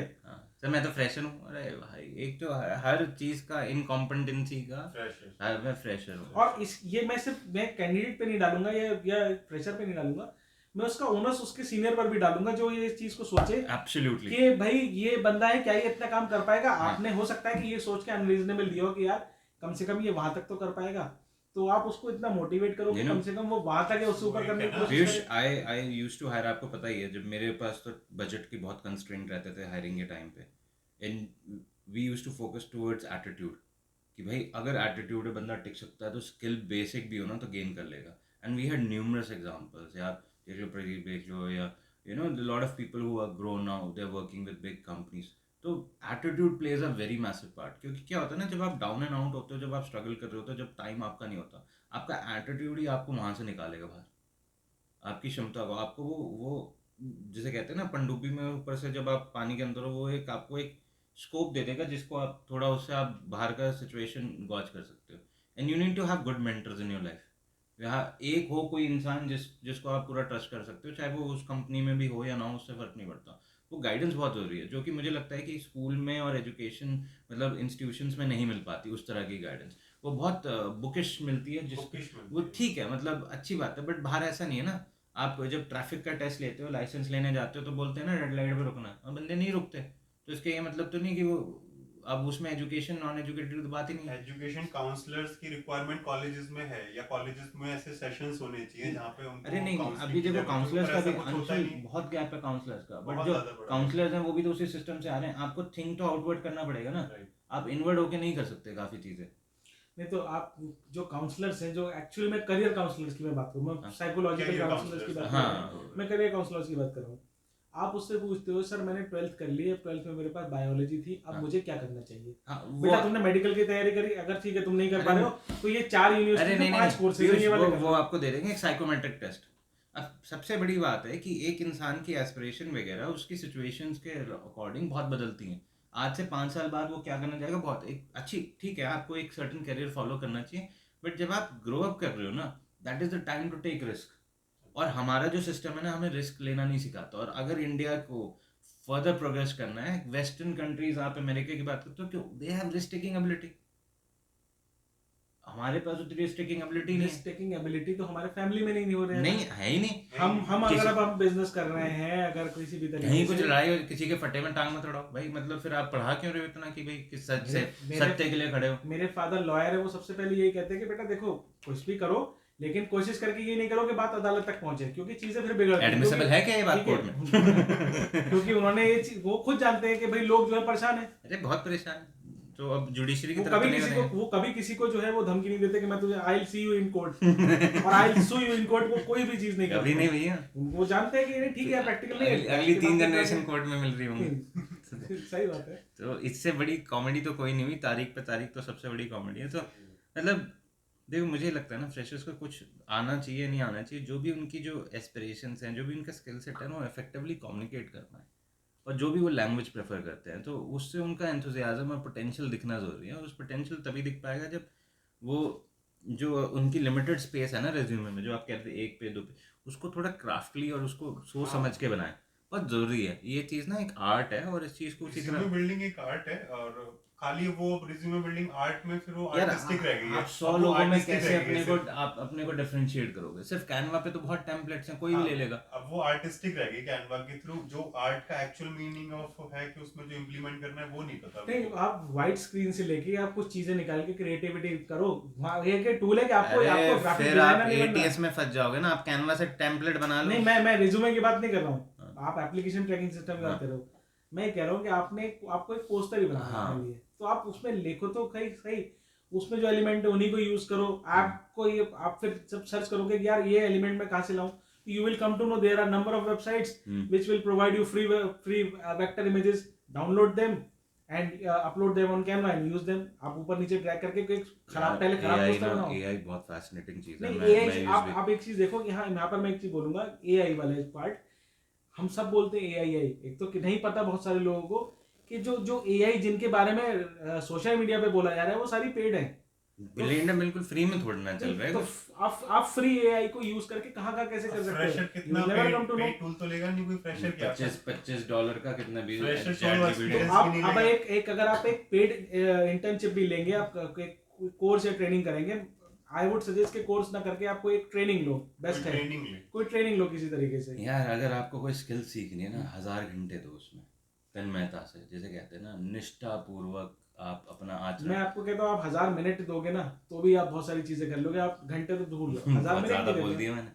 1000 मिनट मतलब हो गए आपके करीब 18 घंटे के आसपास हो गया। तो आप एक्सपर्ट हो जाओगे ना। ठीक है, आप 18 घंटे दे नहीं रहे हो। एक्सपर्ट हो जाते तो लोग कहते हैं सर मोनोटोनस हो गया मेरा जॉब। मैंने कहा भाई तू एक्सपर्ट हो चुका उसमें, वो तुझे मोनोटोनस नहीं तो लगे। अब तुम्हारे ओनस तो तुम्हारा भी है ना कि तुम इसमें से कैसे नई चीज निकाल सकते हो। कम से कम अपने जो डेली ऑपरेशन है उन्हीं में ही कुछ इनोवेशन निकालो। तो बहुत मतलब तड़कते भड़कते सवाल है, मतलब these are very pertinent questions Piyush. और मेरे को लगता है ना, मेंटरशिप प्रोग्राम्स इंडिया में ना मतलब बहुत इवॉल्व होने ज़रूरी हैं, और स्पेशली टियर 2 सिटीज़ में बहुत पोटेंशियल है। मैं मतलब I have travelled a lot, exactly बहुत पोटेंशियल है। और आने वाले 5-10 सालों में ना मेरे को लगता है अगर सही से मेंटरशिप प्रोग्राम्स डेवलप हुए वहाँ पे, अकेला तो कोई क्या करेगा। जैसे अपना 21 स्टेप इनिशिएटिव है और जो हम कर रहे हैं, बट उसके अलावा भी जो प्योर एसेंस है ना वहाँ पे, जो फियर फैक्टर है, जो कि वो देखते हैं टियर 1 सिटीज़ की तरफ, वो सोच ही नहीं पाते उस तरह, वो एस्पायर ही नहीं कर पाते, उनकी सोच ही नहीं है। जब सोच नहीं है आपकी तो आप फिर कैसे पहुँचोगे आप उधर तक? आप जब उस चीज़ को थिंक ही नहीं कर सकते तो वो चीज़ आप वो आप प्रैक्टिकली पॉसिबल नहीं कर पाओ। तो बहुत बड़ा मुझे लगता है कि जो हम एटीट्यूड की बात कर रहे हैं, it's about taking the fear away from these people. Actually tier 2 हमारे लिए या किसी के लिए भी पोटेंशियल इसलिए भी है क्योंकि जो मेजर इंस्टीट्यूट्स हैं वो टीयर 1 सिटीज में हैं, और वो ये सोच रहे हैं कि टीयर 2 वाला टीयर 1 में आ ही जाएगा, आप उस तक नहीं पहुंच रहे हो। फिर उनकी फीस बुरी तरीके से हाई है यार फीस का तो बहुत ज्यादा। आप एक डिजिटल मार्केटिंग कोर्स का ही ले लो, ठीक है, वो 60,000 रुपए तक का कोर्स अवेलेबल है। देखो मैं किसी कोर्स की बुराई नहीं करूंगा ना इंस्टीट्यूट की, नहीं पर नहीं आप उनके बाद जब वो बच्चा निकलता है उसके पास कोई प्रैक्टिकल नॉलेज नहीं होती है। इससे अच्छे तो आप बच्चों की गलती है, पढ़ाने वालों की तो कभी गलती नहीं रही। नहीं, बच्चे भी अगर पूछ लिए तो पढ़ाने वाले को तो ही तो नहीं पता ना। नहीं पता होता, मतलब मैं थोड़ा सरकास्टिक वे में बोल रहा नहीं पता, मैं एक्चुअल में मैं बोल रहा हूँ कि नहीं पता होता, क्योंकि वो भी उसमें से जो उसमें उन बैचेस में से जो सबसे अच्छा वाला था उसने वो हूँ। मेरा फ्रेंड है डिजिटल ट्रेनर, वो खुद अपनी जॉब लेके बचा मेरा रखे एक फ्रेंड डिजिटल ट्रेनर, वो कह रहा है कि यार मैंने ना एक बैच में उनको चैट जीपीटी वगैरह यूज़ करना सिखा दिया, और मेरे से एक गलती हो गई कि मैंने उस पर ये फोकस नहीं किया कि अगर कहीं किसी ऑर्गेनाइजेशन में चैट जीपीटी अलाउ नहीं कर रहे तो आप कैसे लिखोगे। एक गया जगह इंटरव्यू, वहाँ पे चैट जीपीटी यूज़ ही नहीं करने दिया, और वो तो कह रहा फिर ये मैंने चीज़ ली और मैंने इसको अपने उसमें आर्टिकुलेट किया, और फिर मैंने कहा नहीं यार ट्रेडिशनल वे है, ये ऊपर से टॉप अप्स होंगे। एग्जैक्टली, तो ठीक है। वही है जो एआई की सब लोग बात चला ये है ना रहे कि हैं मैं आपको केक मिक्स और सारी चीज़ें ला के दे दूँ, Right, बट आपको पता ही नहीं कि बेक कैसे करना है। आप तो अपना हाथ जला के बैठोगे, ये कूड़ा तो बजा आपको के बस बैठोगे। इतना पता होना चाहिए कि कम से कम रेसिपी पढ़ो, कोशिश तो करोगे, तब हाथ तो तब जलेगा ना जब तुम रेसिपी पढ़ के अभी बनाने क्या की है ना, कोशिश करोगे। जैसे हम लोग भी किसी फ्रेशर को इंटरव्यू करते हैं तो इंटरव्यू में क्या है कि स्किल उसके पास दिखाने के लिए कुछ है नहीं, क्योंकि उसने कुछ सीखा नहीं है। उसको पूछो भाई लिखेगा कैसे, सर अब तो चैट जीपीटी चलो ठीक है, अच्छा ये डिजाइन कैसे करो, सर वो तो एआई कर देता है। अब उसको टूल्स के नाम भी नहीं पता, कभी उसने चलाई भी नहीं है। ऐसा अच्छा ये भी नहीं पता कि वो तो पेड वर्जन्स हैं। अब आपको टूल्स के थ्रू अगर सब कुछ कर लोगे तो फिर भी तुम्हें नौकरी की भी यही कदर फर्क होगी। आ जाता है एक ये फर्क है। 15,000 की नौकरी में 1,00,000 रुपए की नौकरी में। अब ये कॉलेजेस कुछ ऐसे प्रोग्राम्स बनने चाहिए, मेंटोर्स होने चाहिए जो उनको समझाए कि भाई सब चीजें अवेलेबल 7 लाख का एमबी हो जा रहा है अंशुल, और बंदे को ABCD नहीं पता आगे हाँ, तो पीछे। ये कुछ प्रोग्राम्स ऐसे कॉलेज वालों को ऑप्ट करने चाहिए, या फिर कॉलेज वाले नहीं ऑप्ट करें, इंस्टीट्यूशन नहीं ऑप्ट करें, तो इंडिविजुअल कैंडिडेट्स को खुद ऑप्ट करने चाहिए ऐसे मेंटोरशिप प्रोग्राम्स, ट्रेनिंग प्रोग्राम्स, जिनसे कि उनके स्किल एनहेंस हो और इजीली जॉब लेने के लिए उनको अपने अंदर कॉन्फिडेंस होना चाहिए कि मैं जब जा रहा हूँ मैं इस पाथ पे जा रहा हूँ और इस स्किल के बिहाफ पे जा रहा हूँ, ना कि वो एक टैग लेके कि मैं तो फ्रेशर हूँ। भीख नहीं मांगनी है क्योंकि वो कोई देगा भी नहीं। हाँ एब्सोल्युटली। Actually. आपको ना मतलब बहुत एडवाइस मिलेंगी, मतलब हर कोई, मतलब हम भी वही कर रहे हैं, और काफ़ी चीज़ें, मतलब इतने टाइम से मैं 6-7 साल से मेंटर कर रहा हूँ और कोच कर रहा हूँ, एडवाइस बहुत मिलेगी। At the end of the day आपको अपनी चॉइसेस खुद बनानी है, आपको अपना पाथ खुद कार्व करना है, आपको सपोर्ट, आपको गाइडेंस मिलती रहेगी, बट द डिसीजंस आपके खुद होने चाहिए, और आपको फियरलेस बनना पड़ेगा certain point. If you want to be someone that you aspire to be, तो आपको जो आपका अभी जो करंट आप हो ना उसको आपको पीछे छोड़ना पड़ेगा, है ना। अगर आप चाह रहे हो कि मैं फ्यूचर में बनूँ, तो जो आपका करंट अभी जो खाल है ना उसको तो उतारनी पड़ेगी ना, then you will be the new you. Definitely. तो डेफिनेटली करियर डेवलपमेंट प्लान्स बहुत ज़रूरी है मेरे ख्याल से। कॉलेजेस वगैरह ना, इंस्टीट्यूशंस ये बहुत बड़ी चीज़ लैक कर रहे हैं। They do not set the career goals, the career plans, and which is probably not their work as well. It is the work, हाँ, it is the work for the students as well to have it. But right mentorship नहीं है ना। उनके पास भी तो एक है, मैं अगर कॉलेजेस की बात कर रहा हूँ, लिमिटेड टाइम है, लिमिटेड टाइम है, यूनिवर्सिटी ने शेड्यूल दे दिया है, उसी बहुत हिसाब होना हेक्टिक है। आप अगर आप कहते हो किसी को 4 साल के एमबीए के लिए करते हो, मान लीजिए सॉरी 2 साल के एमबीए के लिए करते हो, आप बच्चे को जो इतना कुछ पढ़ाना है आप 3 सेमेस्टर में जम के पढ़ाओ, उसके जब से जम के मेहनत कराओ, चौथा सेमेस्टर उसको आप उस हिसाब से करो कि भाई इस महीने तुम्हें कॉलेज भी आना है, तुम्हारे को जो है जो इंटर्नशिप तुम जो बाहर जाके करोगे हम तुम्हें यहीं करा रहे हैं, यहीं करो, प्रैक्टिकल चीजें यहीं से पढ़ो। 3rd क्लास में ये पढ़ा दे रहे हैं कि कौन सी क्रॉप कहाँ हो रही है, क्या उससे क्या बड़े होके तो उसके लिए रेलेवेंट नहीं है ना। अगर कोई एग्रीकल्चर साइड में मूव करना चाह रहा है तो एक सर्टेन एज पे वो चीज़ें होती है। तो मुझे कई बार लगता है कि at higher level of education as well, भाई मुझे लेबर साइड पे इंटरेस्ट नहीं है, मुझे नहीं जाना उधर, मुझे प्योर रिक्रूटमेंट में जाना है, तो मुझे वो सेगमेंटेशन होना बहुत जरूरी है, वो मेजर होना जरूरी है, बहुत बड़ा जरूरी है। सबसे बड़ा फ्लॉ ये है कि मैनेजमेंट कोर्सेज में कि आपको सब कुछ पढ़ा दे रहे हैं और वो सब कुछ काम नहीं आता। लेकिन उसके लिए भी मैं यहाँ पे एक चीज बोलूंगा कि आप यहाँ तो आपने कह दिया कि मेरा इंटरेस्ट वहां है या वहां नहीं है, you had made your own choice. हाँ, तो आप वहां से बाकी जो 70-80 बंदे बैठे उसे पता ही नहीं मेरी क्या चॉइस है, वो तो कह रहा है कि यार परमजीत ने लिए तो धर्मजीत को यही तो साइकोमेट्रिक असेसमेंट वगैरह बाकी सारी चीजें आप चलो साइकोमेट्रिक असेसमेंट भी नहीं कर रहे, मत करो, आप थोड़ा तो डिस्कस करो, कहीं ना कहीं तो आप लिंक्डइन पे जाओ, आप लोगों को, आप इंडस्ट्री से कनेक्ट तो करो, नेटवर्किंग तो शुरू करो। ये थोड़े ना नौकरी लगेगी तो मुझे, मैं जाऊंगा लिंक्डइन का अकाउंट आदमी जब नौकरी के लिए जाता है तब बनाता है। यार। LinkedIn is not about finding job, it's about, first is it's about professional networking. Professional. और आप, अगर आप स्टूडेंट हो तो इसका ये मतलब थोड़ी ना आप स्टूडेंट हो तो आप नेटवर्किंग नहीं कर सकते। बिल्कुल, that is the age when you should start networking. This is all about, उनको पता ही नहीं है ना, Opportunity बताएगा स्टीव कौन जॉब्स है? ने एक बात कही थी, usually I don't quote because यार ये लार्जर देन लाइफ पीपल हैं, और मैं कभी मिला नहीं, या जानते मिल तो सकते हैं, वैसे भी नहीं ठीक है। तो पॉइंट बीइंग, मतलब these are very large in life. हम इंडिया में, जब मेरे पिताजी कलर टीवी ला रहे थे तो स्टीव जॉब्स यूएस में मैकिंटॉश का कौन सा वर्जन लॉन्च हाँ, कर रहे सही थे। बात। तो हम, मेरे दिमाग में तो वो गैप है अभी, उतना अभी हमें बहुत ट्रैवल करना है उस, in terms of tech and enablement. But एक फ्रेशर के लिए ना बहुत ज़रूरी है कि यार वो एस्पिरेशनल हो और वो राइट सेट ऑफ क्वेश्चंस पूछे। अब स्टीव जॉब्स ने एचपी के सीईओ को कॉल कर दिया था जो येलो पेजेस की बुक से, कि भाई मैं ये कुछ बना रहा हूँ, मुझे ये चीज़ें चाहिए, कि आप मुझे स्पेयर पार्ट्स मुहैया करा दोगे। मिल गया। So you ask for help, this is what I learn, कि भाई आप कई बार आप मदद तो मांगो, आप जाके पूछो, वो सामने वाले के ऊपर है ना वो हाँ या ना करे। अब you go and seek advices from people, there are lot of people like us who are willing to help. 1 minute 2 minute तुम्हें गाइड कर देंगे, आगे तो मेहनत तुम्हें करनी है, मैं तुम्हारे लिए आके थोड़ा ना ऐसे लिखूंगा।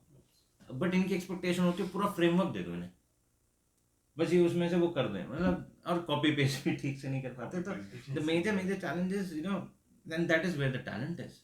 आपको टैलेंट आइडेंटिफाई करना पड़ेगा। तो ये बहुत चीज़ें अंडरस्टैंड करनी है कि आपकी अगर एस्पिरेशन बहुत बड़ी बड़ी हैं तो उसके लिए आपको बहुत तो टूटना पड़ेगा पहले, तभी जाके कुछ होगा। तो बढ़िया था ये कॉन्वर्सेशन, है ना पीयूष? तो मुझे लगता है कि बहुत अपॉर्चुनिटीज़ हैं फ्रेशर्स के लिए, बट अगर स्किल सही तरह से डेवलप They कर have to पाए, focus on their education skills, institutes need to reform their mindset as well, not just students.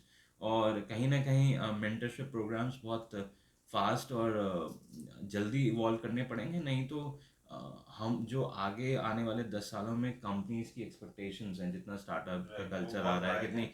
Young organisations आ रही हैं, उनको केटर करने के लिए हमारे पास एम्प्लॉयमेंट में भरे तो लोग होंगे बट स्किलफुल नहीं होंगे, स्किलफुल तो फिर प्रोडक्टिविटी नहीं आ पाएगी, नहीं और आएगी, जॉब सिक्योरनेस नहीं छोटी आएगी छोटी फिर। कंपनीज थ्राइव नहीं कर पाएंगी। मैं अपनी तरफ से इसको छोटा सा कंक्लूजन अपनी तरफ से देना चाहूँगा। मेरा मेरे शुरुआत से यही है कि देखो, सबसे पहला मैंने जैसे कुछ पॉइंट्स बोले थे, उन्हीं पॉइंट्स में से मैं रिपीट करूंगा। तो पहला, आपके पास एटीट्यूड होना चाहिए काम करने का, एप्टीट्यूड भी होना चाहिए कि किसी और को किसी काम करने के लिए। फिर आपके पास में आपके पास एक स्किल सेट है जिसे सॉफ्ट स्किल्स बोलते हैं, जिसमें सबसे मेजर है लिसनिंग। आप दूसरों को सुनना भी सीखो, जिसमें आपकी वो वाली परेशानी भी दूर हो जाएगी कि अगर आप रिमोट में जॉब कर रहे हो तो आपने किसी की बात सुनी, आपने समझा और फिर आपने उसको काम को डिलीवर करना शुरू किया। ठीक है, एक्शन प्लान आपको जो है वो सोच लेना चाहिए कि कौन से मेरे एक्शन से क्या क्या कॉन्सिक्वेंसेज होंगे, ये भी एक स्किल है। और फिर है कि आपको इंडस्ट्रियल स्किल्स देखनी होंगी। इंडस्ट्रियल स्किल्स या तो आपको आपके इंटर्नशिप से मिलेगी, जो आप कोर्स जैसे आप कोर्स के करिकुलम में कर रहे हो with in the frame of that, ठीक है। अदरवाइज आपको खुद से जाना पड़ेगा, कहना होगा कभी देखो मैं ये कोर्स करके आया हूँ बट मुझे मार्केट में अपने आप को कंपेटिटिव बनाने के बहुत छोटा सा इन्वेस्टमेंट और करना है, मैं ये करूँगा, क्या ये सही है? बहुत बहुत बड़ा अमाउंट नहीं दो। तीसरा है कि आपके अंदर, चलिए हो सकता है बाकी चारों स्किल्स हो और आप इन्वेस्टमेंट नहीं करना चाहते हो, it is your choice, definitely कोई फोर्स नहीं करेगा। तो ऐसी कंपनी ढूंढो जो आप जैसा बंदा ढूंढ रही हो, और आप अपना मन बना के जाओ कि कम से कम उस बंदे के साथ, उस कंपनी के साथ आप 1-2 साल रुको, जो आपके ऊपर वो आपके ऊपर इन्वेस्ट करेगी। तो जो आपके ऊपर इन्वेस्ट करेगी वो लॉन्ग टर्म में भी आपको खींच के ले आएगी, भले वो एक स्टार्टअप हो। बिल्कुल, आपकी 2 मिनट्स पिच रेडी होनी चाहिए कि क्यों आपको कोई कंपनी रखे, उसको आपको खुद को क्लैरिटी होनी चाहिए, कंपनी को क्लैरिटी, तभी आप 2 मिनट्स की पिच रेडी होनी चाहिए और 2 साल का कमिटमेंट आपके मन में होना चाहिए। मन में होना चाहिए। अगर आप दे दोगे, चलो हो सकता है कि परिस्थिति ऐसी हो, वो कंपनी ना चली तो क्या देखो, करोगे? अगर आपको अच्छी अपॉर्चुनिटीज मिल रही हैं, you should always move on, you should not, कोई किसी का सगा नहीं है, दिस इज सगा नहीं, मैं वैसे प्रोफेशनल ये बोलूंगा कि अच्छी अपॉर्चुनिटी मिले तो ही जाओ, अपॉर्चुनिटी ढूंढो मत ऐसी तरह से, अपने विद इन दैट ऑर्गेनाइजेशन ढूंढो कि मान लो तुम्हें लगता है कि नहीं यार ठीक है, मैं कुएं का मेंढक नहीं बनना चाहता हूँ, ये मुझे सिर्फ एक ही चीज करना है, आप उस कंपनी में तो पहले ग्रो कोशिश करो, और कोई मिल जाए तो that is a different angle. नई जगह जाओगे, नया निजाम मिलेगा आपको, तो फिर कैसे अपने आप को डालोगे उसमें? नहीं, बहुत ज़रूरी है कि आप एंट्री लेवल पे आपको वर्क एक्सपीरियंस गेन करना है। इंटर्नशिप बहुत अच्छा होता है अगर आप अच्छे से इंटर्नशिप को यूटिलाइज करो। मैंने 2 महीना रिक्रूटमेंट से मैं किया था और मेरे को बहुत फ़ायदा हुआ था, क्योंकि मैंने बहुत सिंसियरली उस चीज़ को किया था। मैंने काफ़ी नए टूल सीखे थे, मैंने काफ़ी जॉब पोर्टल्स पे काम करना सीखा था, मैंने बुलियन सर्च स्ट्रिंग सीखी थी, and there were lot of things that I gained in those 2 months. बट उसके लिए आपकी वो सिंसियरिटी लेवल और वो हार्ड वर्क और डिसिप्लिन बहुत ज़रूरी है। if you're lacking these things, sincerity, discipline and hard work, then boss, your work is cut out. फिर दिक्कत है. Right. फिर मुश्किल है, because there is always someone who is working twice hard as you. Always remember that, है ना. तो इसी thought से thank you so much, Piyush. Thank you. है ना. Thank you. All right, wonderful. Thank you. Bye. Thank you. Thank you so much for joining on this first edition of Unfiltered HR. I am your host Adarsh Rai, along with Piyush and Anshul. We value your time. Please do follow and subscribe to this channel for the unfiltered thought process, the unfiltered HR scene that we are trying to bring. And ऐसे ही हम topics पे कुछ जैसे कहते हैं ना discussions करेंगे जो बिल्कुल अनफिल्टर्ड होंगे, जिसमें थोड़ा रॉ होंगे और जो आप लोग रिलेट कर पाओगे, और जो दुख दर्द है ना जो फ्रेशर्स कम्युनिटी के या जो एंट्री लेवल जॉब्स के, और जहाँ पे जो चैलेंजेस हैं जो इंडिया में जो majority of the masses are facing, हम उसको एक्सप्लोर ही नहीं करना चाह रहे हैं. हम एक्चुअली आप तक ऐसा कंटेंट लाना चाह रहे हैं जो आपको मूव कर पाए, जो आपको गाइडेंस तो हर कोई दे देता है, बट इस टॉपिक पे निष्पक्ष होके कोई बात करे और बिना किसी फिल्टर के. तो thank you so much. See you in the next episode.